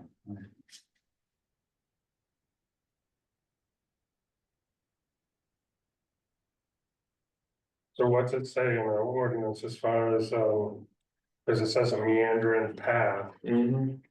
And most of this is gonna be parallel, it's not going to the water, but there is an area that will last 25 But feet. does it, what's the materials of it? I mean, can you use gravel? So if I was to build a path down my house. To the lake, can That's, I use gravel or does it have to be impervious? that's, thing is, they're allowing flagstones, stepping stones here, there, little pavers, depending on what you've got. And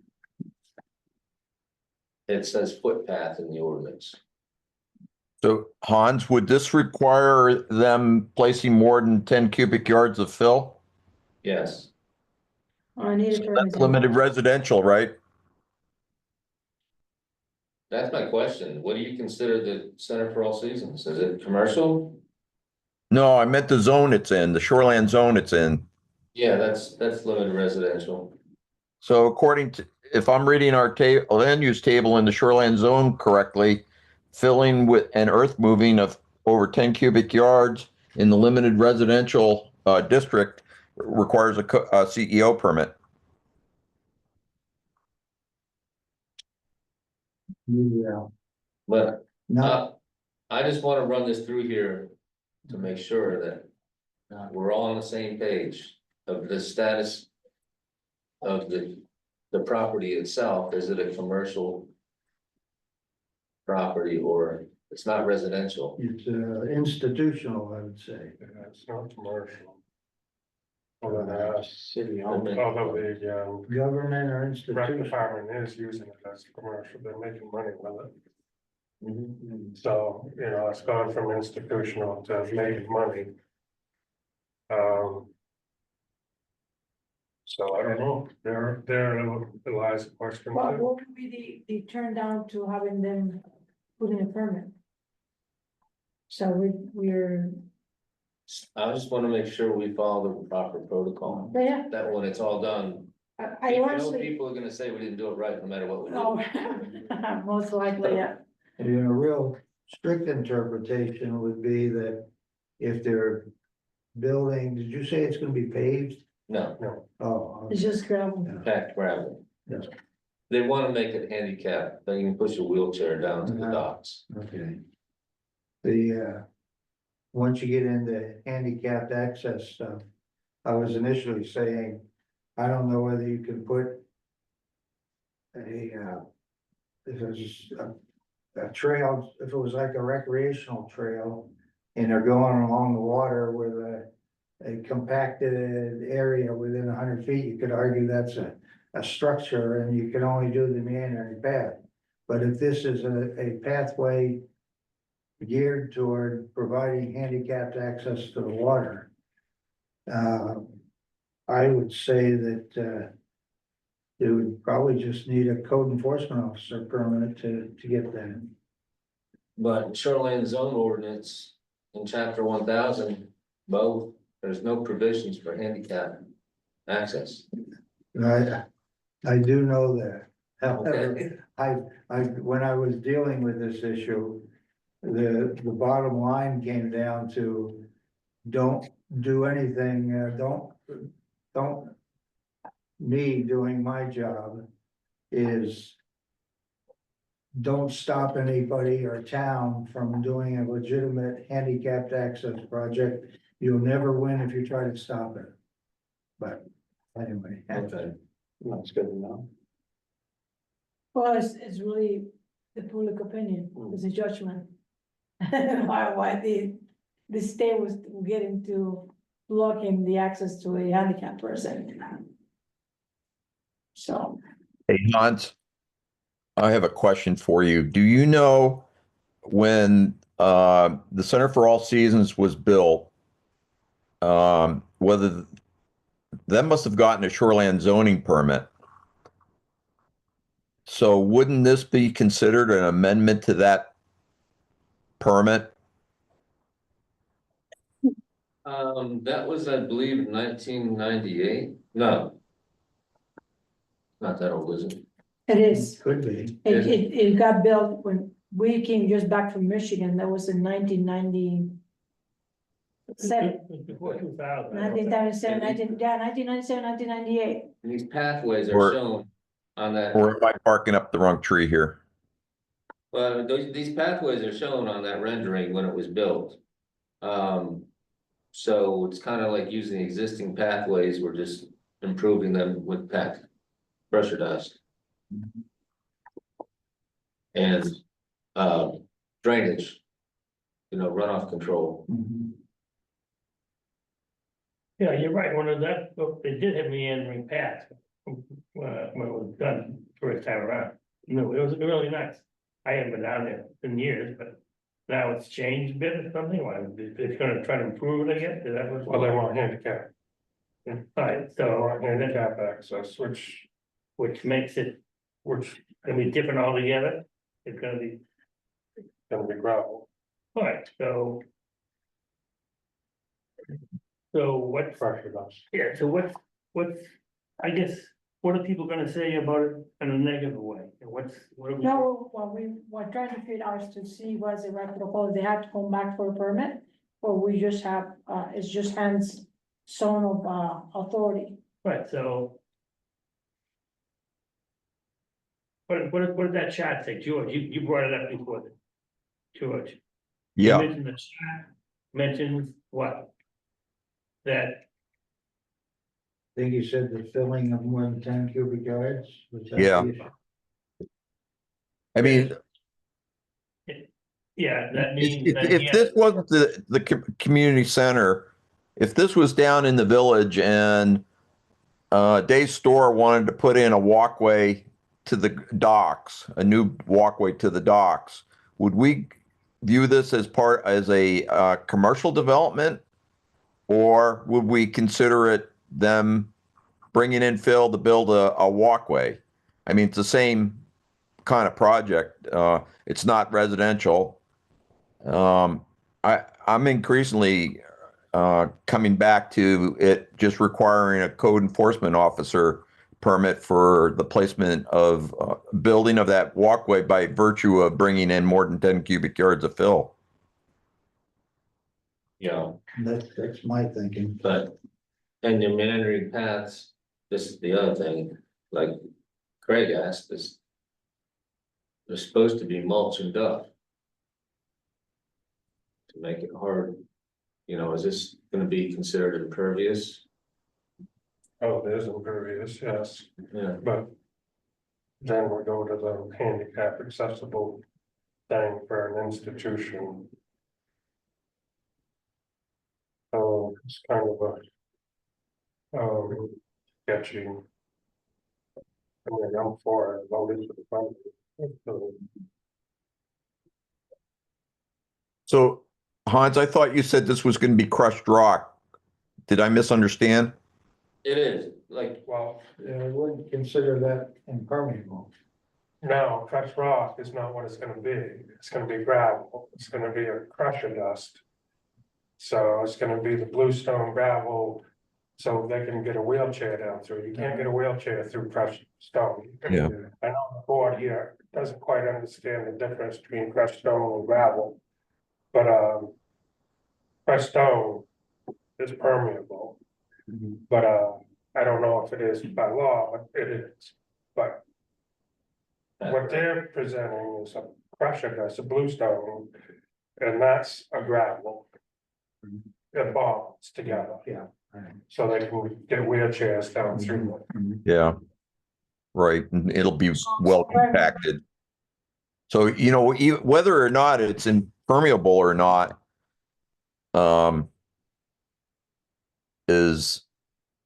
seems to me less important than some of the other issues in terms of the amount of fill that's being brought in under shoreline zoning. I mean, they're going to have to do soil erosion control. They're going to have to do best management practices, regardless of whether they apply to us or the board or to Hans. They're going to have to do some kind of stormwater management under best management practices as well. Sounds like, But then they need a permit. They probably need a PBR permit from DEP for this project as well. no, they definitely would. Yeah. And, So, Then why we just don't you change- play it safe and say, let's go run it through, the planning board and do it that way. It's a more conservative approach, right? Mhm. And They're done, huh? I'd rather, this particular case, do it that way. Than not, just my own feeling about it, that way, it kind of covers everyone's butt, as they say. yeah. You know, it's They don't hang on us, specific. yeah, Right. that's good. But then they just, So they got, I mean. So what's gonna be cause of denial of this? I mean, it's gonna be quite a bit of fill. I mean, you're talking 475 feet. They're gonna have to excavate down a foot at least, I would think. And then fill it. So. It's 475 by 6 feet by a foot. How many cubic yards is that? I was not planning on any excavation, I was hoping they do it all on surface so that we can funnel the water to culverts and manage the runoff. So this is gonna create a berm. It stopped runoff right now, it's sheeting right across, it's running, you got roots exposed because it's washing everything off into the lake. Okay, yeah, that's, So having an elevated pathway saves the roots, existing roots, 10 inches, 10 inches. creates a berm, so the water can be directed towards culverts, through plunge pools, The culvert essentially be on above ground kind of thing. It's 2,300 On cubic surface. feet, so like 88 cubic yards, So it's 88 yards 88 yards at 10 inches. at 10 inches, even more at 12. So way over 10. So planning board it is. Good. So what are we gonna, I mean, what's gonna be a basis of? I mean. Deny it or approve it, I mean, what, It's come down to, I think in the end is whether or not we feel there's gonna be an erosion problem, or anything, depending on how it's designed. but can we approve that for somebody else? I guess that, my thinking is that a lot of our, and I know it's not in the ordinance, but, it's a public thing for handicap access. I'm not sure if somebody had to do it on a private perspective and it was simply because you had a handicapped person in the house, whether we wouldn't, consider that. I think we might. But, But definitely where it's public for everybody. yeah, it was.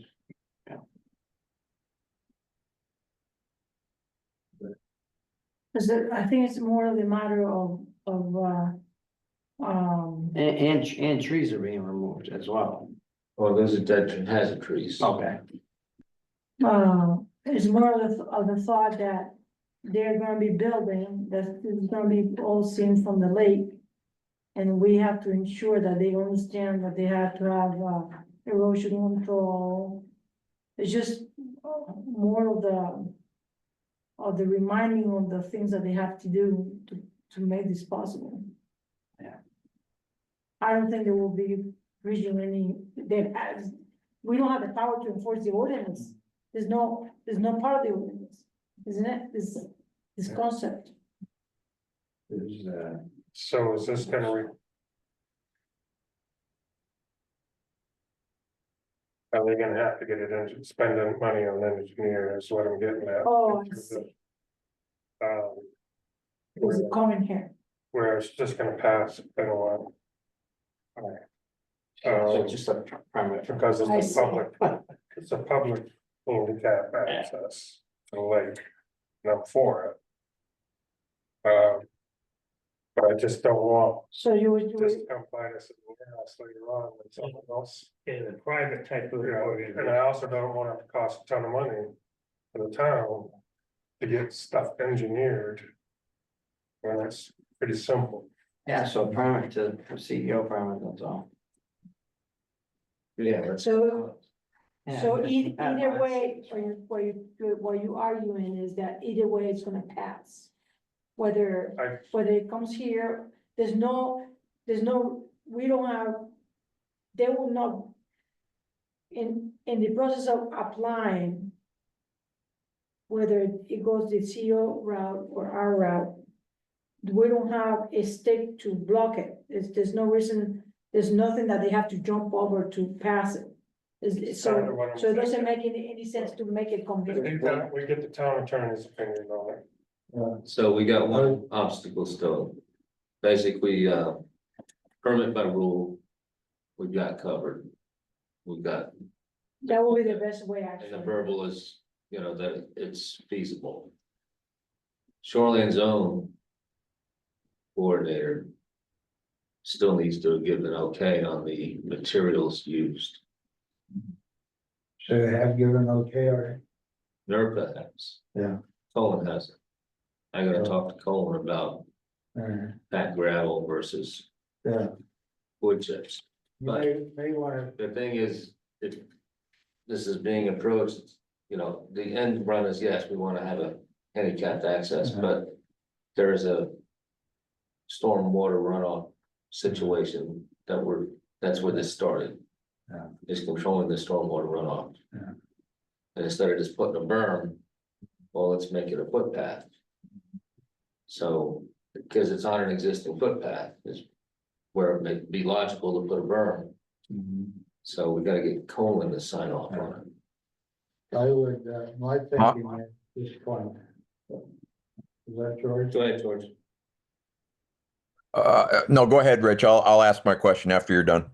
I was just thinking that it'd be good for Hans to talk to Colin about his thoughts on this thing. But my thinking is, if it were just me, without any input from Colin or whatever, I think if it,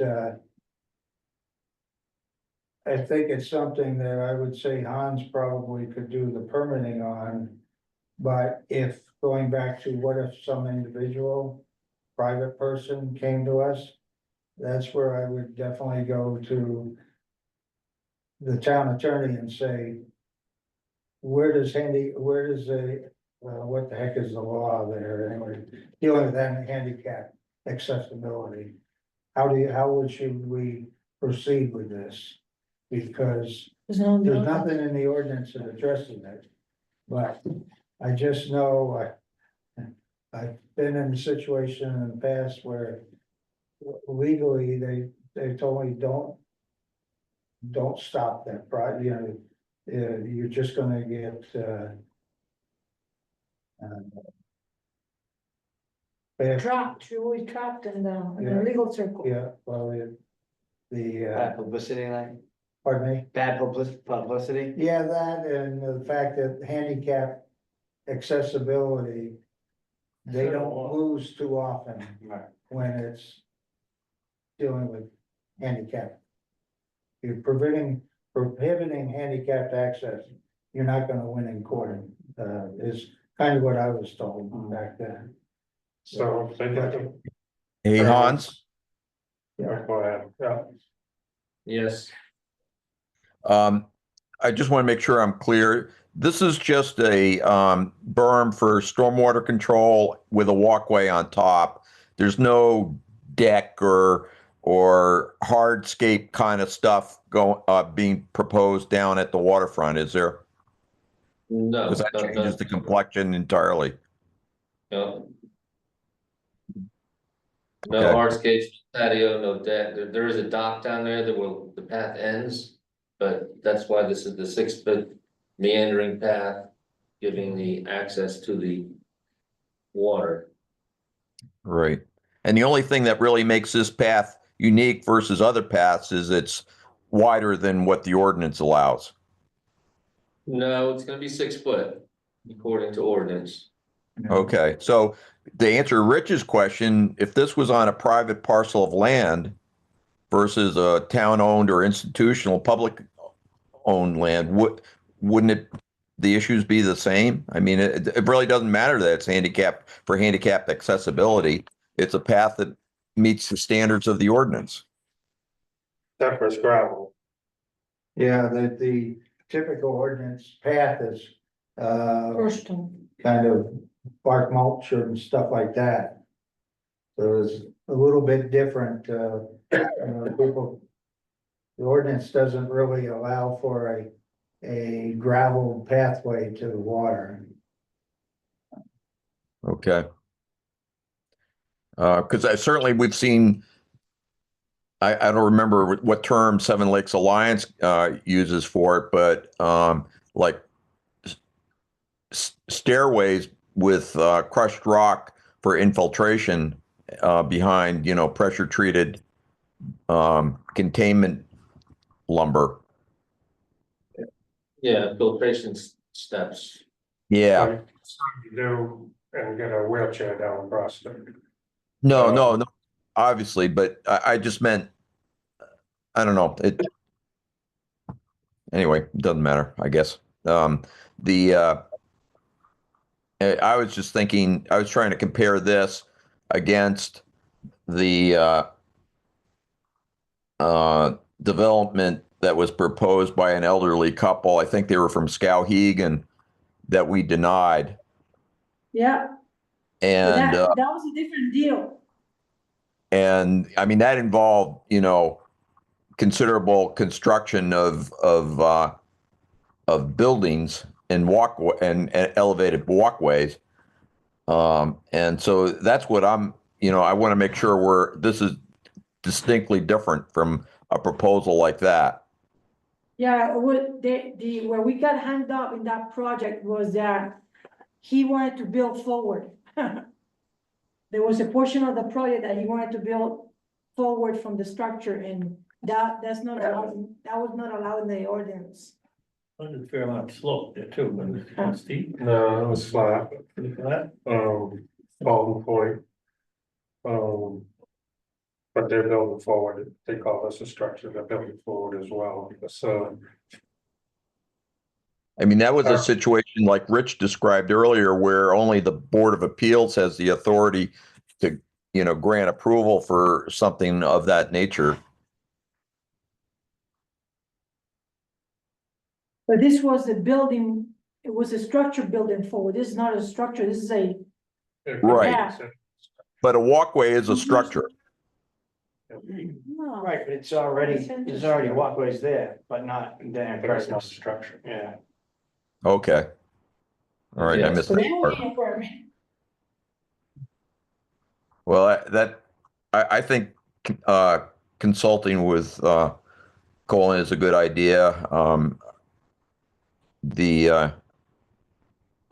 still, I would be, I'll be interested to see if, he says that only a permit from UHANS is required, which would be my first take. All right, we'll move forward with that and I'll get back to you. And that's, I'm good with that too, talk to Colin and get the PBR. And if Colin says. Go for it, permit it. Yeah, I agree. So Yep. do we want to vote on that, or we just, No, it's your asking opinion, you don't have to vote on it, okay, so, sounds good. another We, thing, we all in agreement anyways. Yeah, are you gonna call Colin and yeah, okay. so, Thank you. one other thing I need your opinion on is, the Bellavance lot up next to Native Notions. That was approved for retail, self-storage, equipment storage, and something else. Offices, Offices, with the condition, okay, that plans be approved prior to any construction, because they just basically got permission for the uses. They never got permission for this structure and that structure or anything else. So, gentleman that owns it now has been working on it to stop runoff. He's gonna plant more trees along the water, the road front. But he wants to use it for equipment storage. Is he good to go to store RVs, boats, other equipment, trailers? With no improvements other than putting up a gate, no building at all. no structures. Uh-huh. Why not?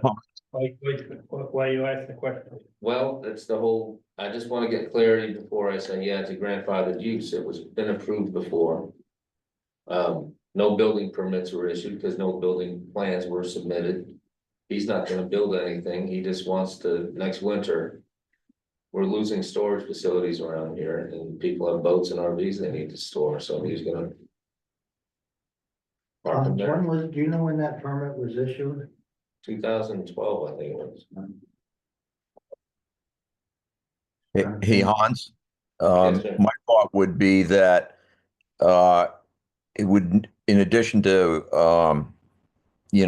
some kind of restriction of public access, the other provision of the ordinance that it would need to meet is the screening of outdoor storage of equipment. So that would entail the vegetative planting that you described. Well, he's gonna put some pine trees up along the road front, Yeah. so.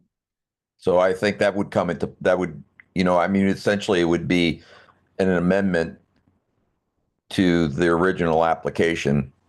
an incremental amendment. And they'd still have to come back for the rest of it if they decide to do that, do the self-storage or whatever the heck they're planning to do there. But I mean, they're kind of breaking it up into pieces here. Do you actually have a copy of that permit? Cause all I can think of is about. At the time, he was required to plant some trees along the road. And it was. I don't think it was very well, not documented, it may be documented, but. The buffer probably didn't meet what the standards are that. I know it doesn't meet what it is, I don't know whether, can he argue that? He got a permit, the previous owner got a permit for this, and the condition was that he plant this buffer Well, that's, tree the permit doesn't have conditions of, approval or whatever. what kind of. Needed to be planted, it says like 5 trees, well, he's got 5 trees out there, and they're not proliferating, But the current owner does wanna put more trees out there, he does wanna screen it. Yeah. So I'll just let him know that he has to meet the vegetative screening requirements in the ordinance. And he can store equipment there. Yeah. He understands if he builds anything, it's a full application, he's not trying to skirt the rules. He just wants to make sure that Yeah. everybody's aware of his intentions and. Yeah. No, I think that's a good suggestion is give them the buffer standards and say you do this and go ahead.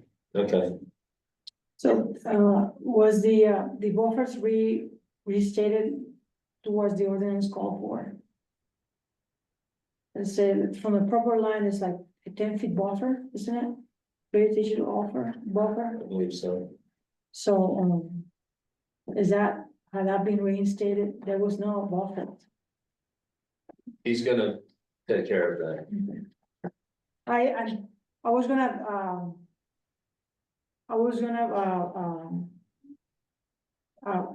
pull myself out of the discussion and into it, but, he's doing very good. The place looked amazing. Now, he's gonna go in and oversee this and the equipment storage, he's not talking about doing that till fall. Okay. You're not gonna see, Well, that one thing doesn't have to do with the other, but I guess what I'm trying to say is that, we are granting him to, recover the use and purpose of the lot as he wanted to move forward with it, but there was some infractions done. And, in my mind, the infraction should be covered up and Okay. closed up before moving forward. But I actually have, no, I'll think I that, happen to be a blotter with this person. yeah, I'll let him know that all the setbacks, the buffers and the screenings. Need to apply before the land is put into use. So, that's almost out of my, say, but I just But thought I, it's a pre-approved use. I just want to make sure that. If questions start being asked, you're gonna say, oh, well, no, he had to come back, it expired or whatever, but. In the past, everybody else has been able to continue uses that were discontinued. For years, so. Same case applies, okay, thank you. all right. Sarah, So I think, we have really covered as much as we can for tonight, is that, well, we wanna do the minutes? we'll do the minutes after. Okay, well, One more thing, then- just a foreshadowing of what's coming next meeting. There's. Select board wants us to talk about. Creating a triangle zone or something for this contaminated water. You know.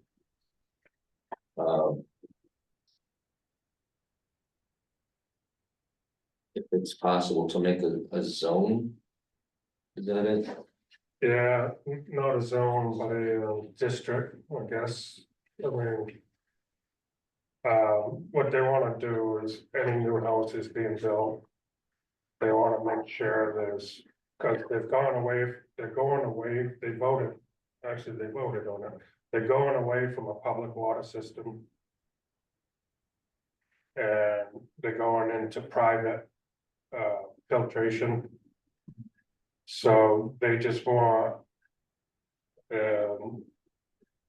They just want possibly see if we can do a district there that any new houses have to have provisions available to house the filtration system, so a bump out type thing. Is basically what they're looking for. So each home is gonna have their own filtration system, Each place is gonna have their own filtration system. and the Or- town is gonna pay for that. Yes, For what, salt? the town and state's gonna be involved in it too, So what, filtration for what, salt? the salt. So, yeah, Which affects the drinking water. the drinking water and all the appliances and everything else. Their appliances are rotting out, Yeah. rusting out. Yeah. So, and the town right now is buying appliances and replacing appliances. So. That's basically, from what I understand, is all they're looking for, correct?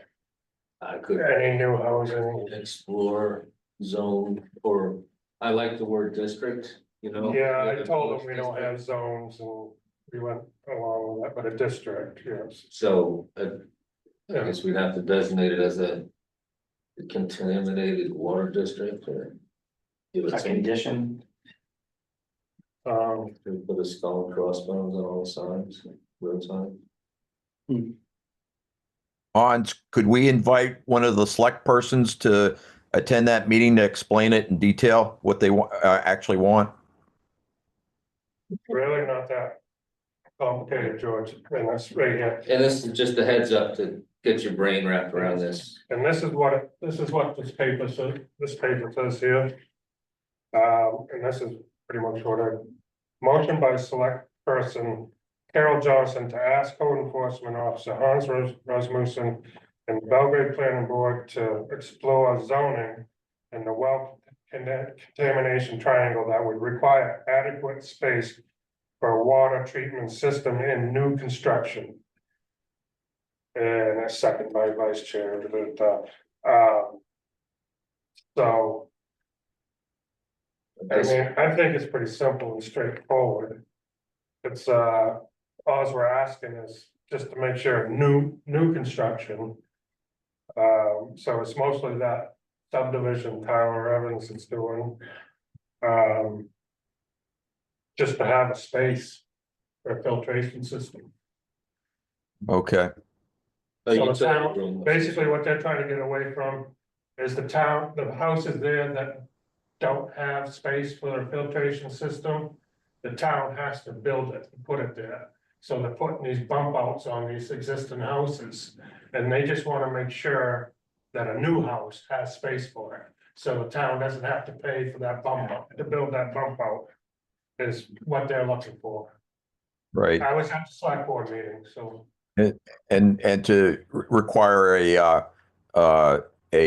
reverse osmosis unit be installed in those new homes. No, because that's the town's responsibility. They just want the space. They just want that bump out. is that triangle and shoreline zoning? at Oh, all? okay.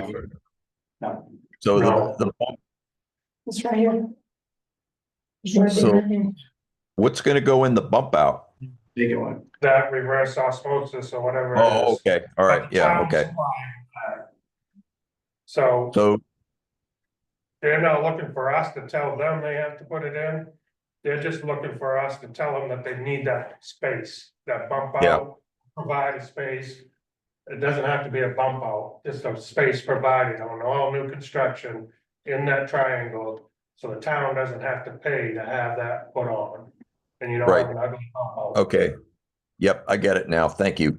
Is there I assume DOT's done a good job of mapping the parcels or the area that is at play here that would need to be this ordinance, I guess, would have to apply to, because we'll obviously need that before we can do anything.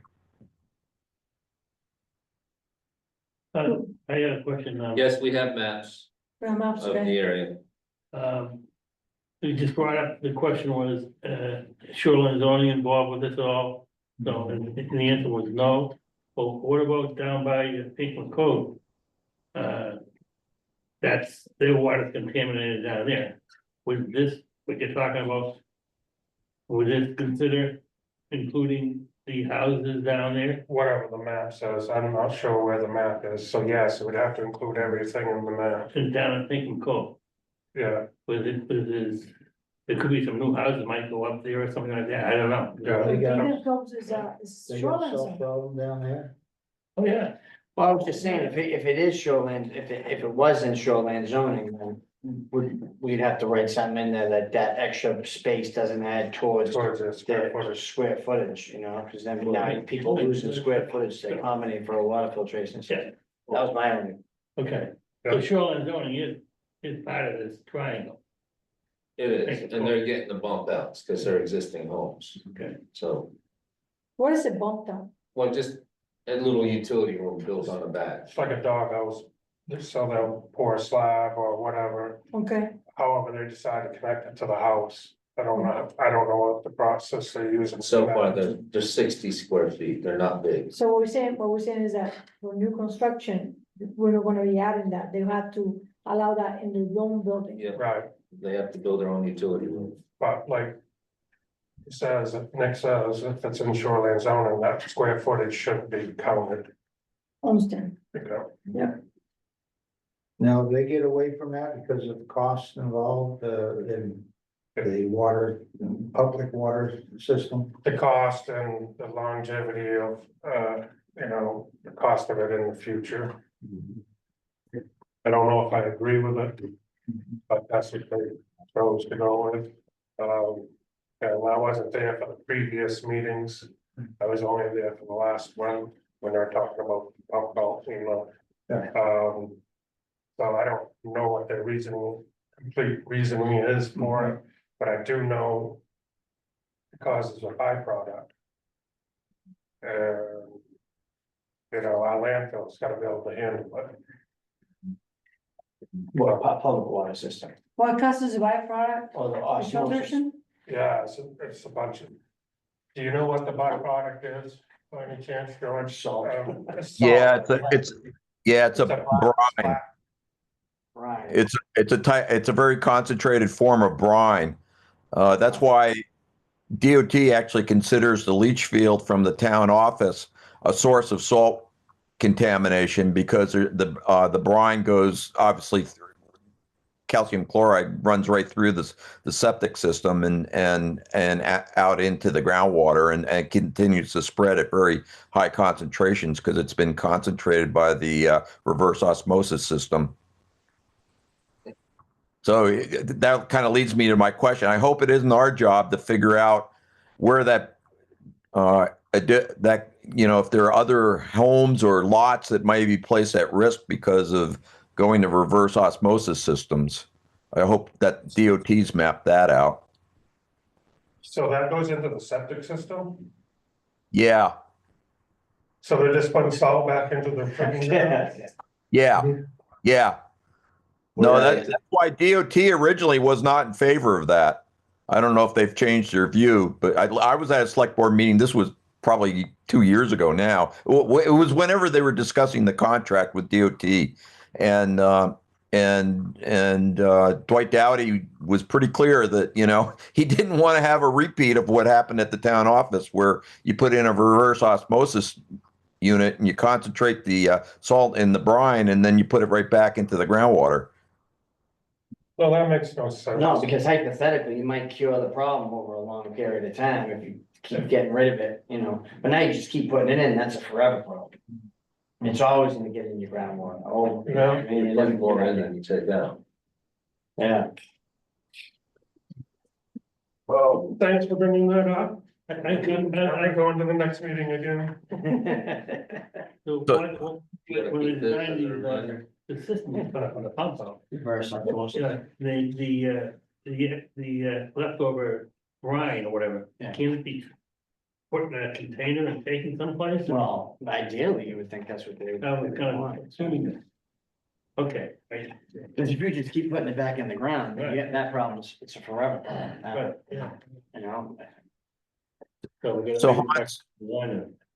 Hans, would it be possible for you to get us the DOT maps of the land area that would be come into, this ordinance would apply to for the next Yep. meeting so that we can see it? And they have, just so you know, they have voted to use, there was three options, and one was taken away by the state, so there's two options, the public water system and this. And they did vote to use this, so they've already passed it as far as the select board goes. So it's already a given. This is the way they're going, but I'm gonna bring what you just said up at the next meeting, so I don't know if they realize, maybe they do realize it. Maybe they were told that in a prior meeting and I didn't catch it. So I'll bring it up to them in the next meeting. Not sure anything can be done about it by now. I think it could,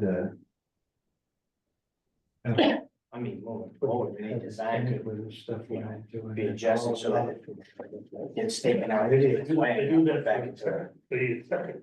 septic. Wow, Yeah, if they can capture it, you just throw it on. Yeah. Buy sand and throw it on top of the sand pile and have it solved. Put it back where it started. Oh, all right, Alright. I'm not sure if that's the best way. I to mean, go. it may be that DOT's done groundwater flow modeling, so they know that, the salt contamination won't go anywhere where it'll hit anybody's well. Certainly 2 years ago, or whenever that was, they hadn't at that point. Excuse me, the wells down in Hankins Cove, they can't use the fresh water for drinking at all down there now. No, Those they wells can't are on any of contaminated. None of them, What? none of the contaminated wells you can drink, They're all contaminated down there, down in Hankins Cove. yeah, For but drinking none of water. them, doesn't matter if it's just, if none of the wells. That are contaminated, you can drink. Right, you can't drink, right. They contaminate. That's, No, I thought, it's just not Pinkham's Cove, it's all of them.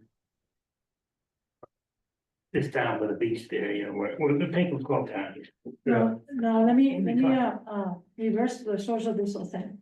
So we have a salt pit over here, It's, isn't it? now it's contained with a salt shed, But So it's contained. it's contained supposedly.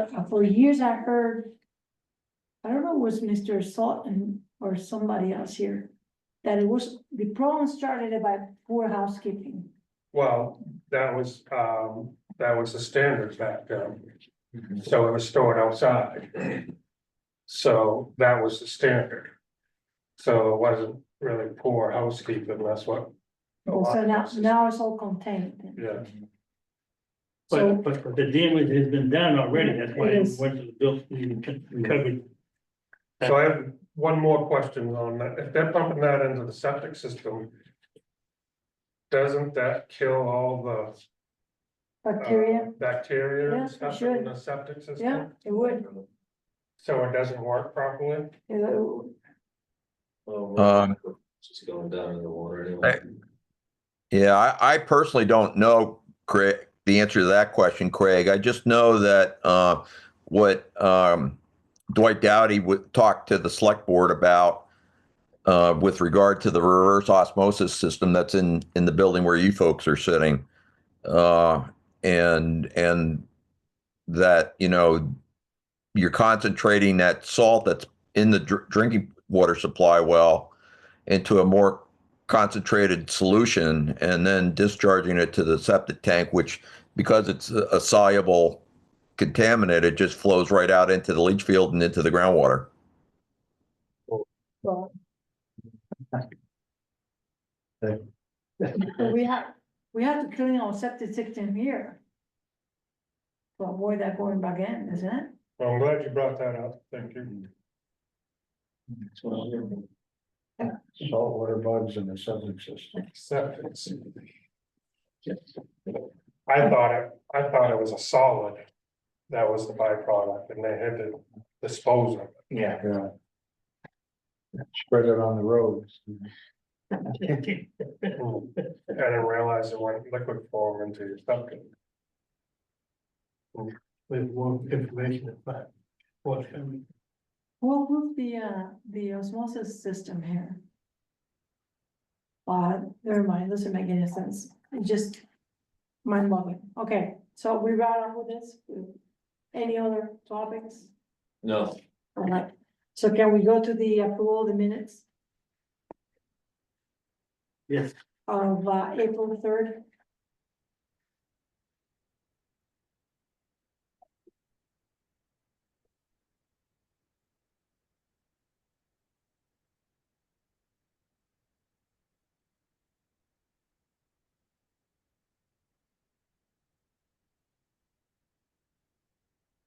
Sarah, Yeah, since I obviously have to abstain because I haven't had an opportunity to review the minutes. I think I'm going to leave now because my leg is starting to bother me and unless there's other business other than the minutes.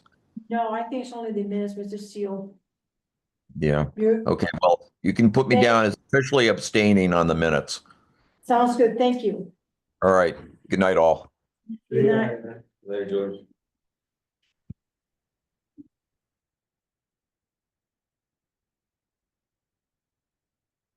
Now we can tell some George Seal jokes.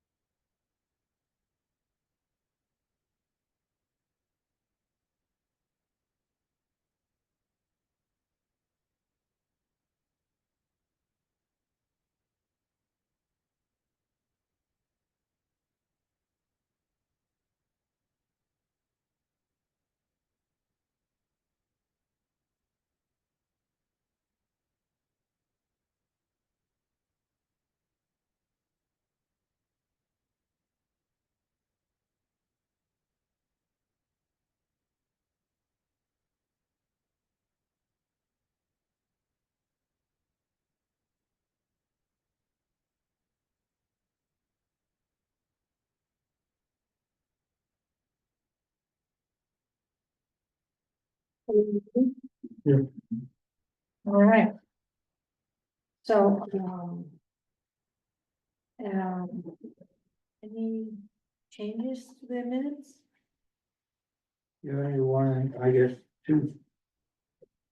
Things that, the first paragraph on the discussion of the fire department. It talked about vernal pool plantings. Were they gonna do plantings or were they gonna? Pull soil away? I'm thinking that it's more. Properly referred to as a restoration rather than plantings, because I thought they were gonna pull some soil back out of it. Yeah. Use the word restoration, I agree with the restoration. and that would also be true on waivers on the second page. Vernal pool restoration. So instead of planting, we're gonna say restoration. Restoration, And the last. Bottom of the first page, stormwater management, I would put permit in there. They need a permit for stormwater management. So after management, we permit. That's about all I have.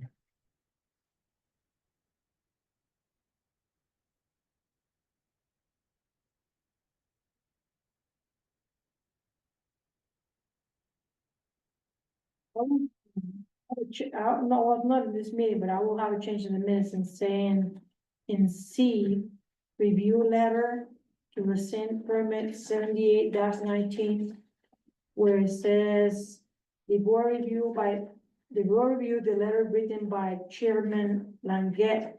I will say chairperson.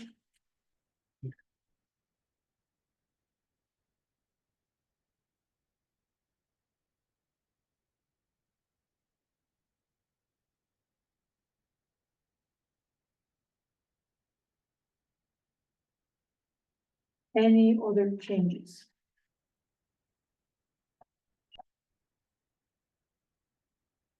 So I'm trying to find here where it says planting again in the second page. Say vernal pool. Vernal pool plant under waivers, second line. Oh, thank you. So on the waivers, it says vernal pool planting should be restoration. All right. Any other changes?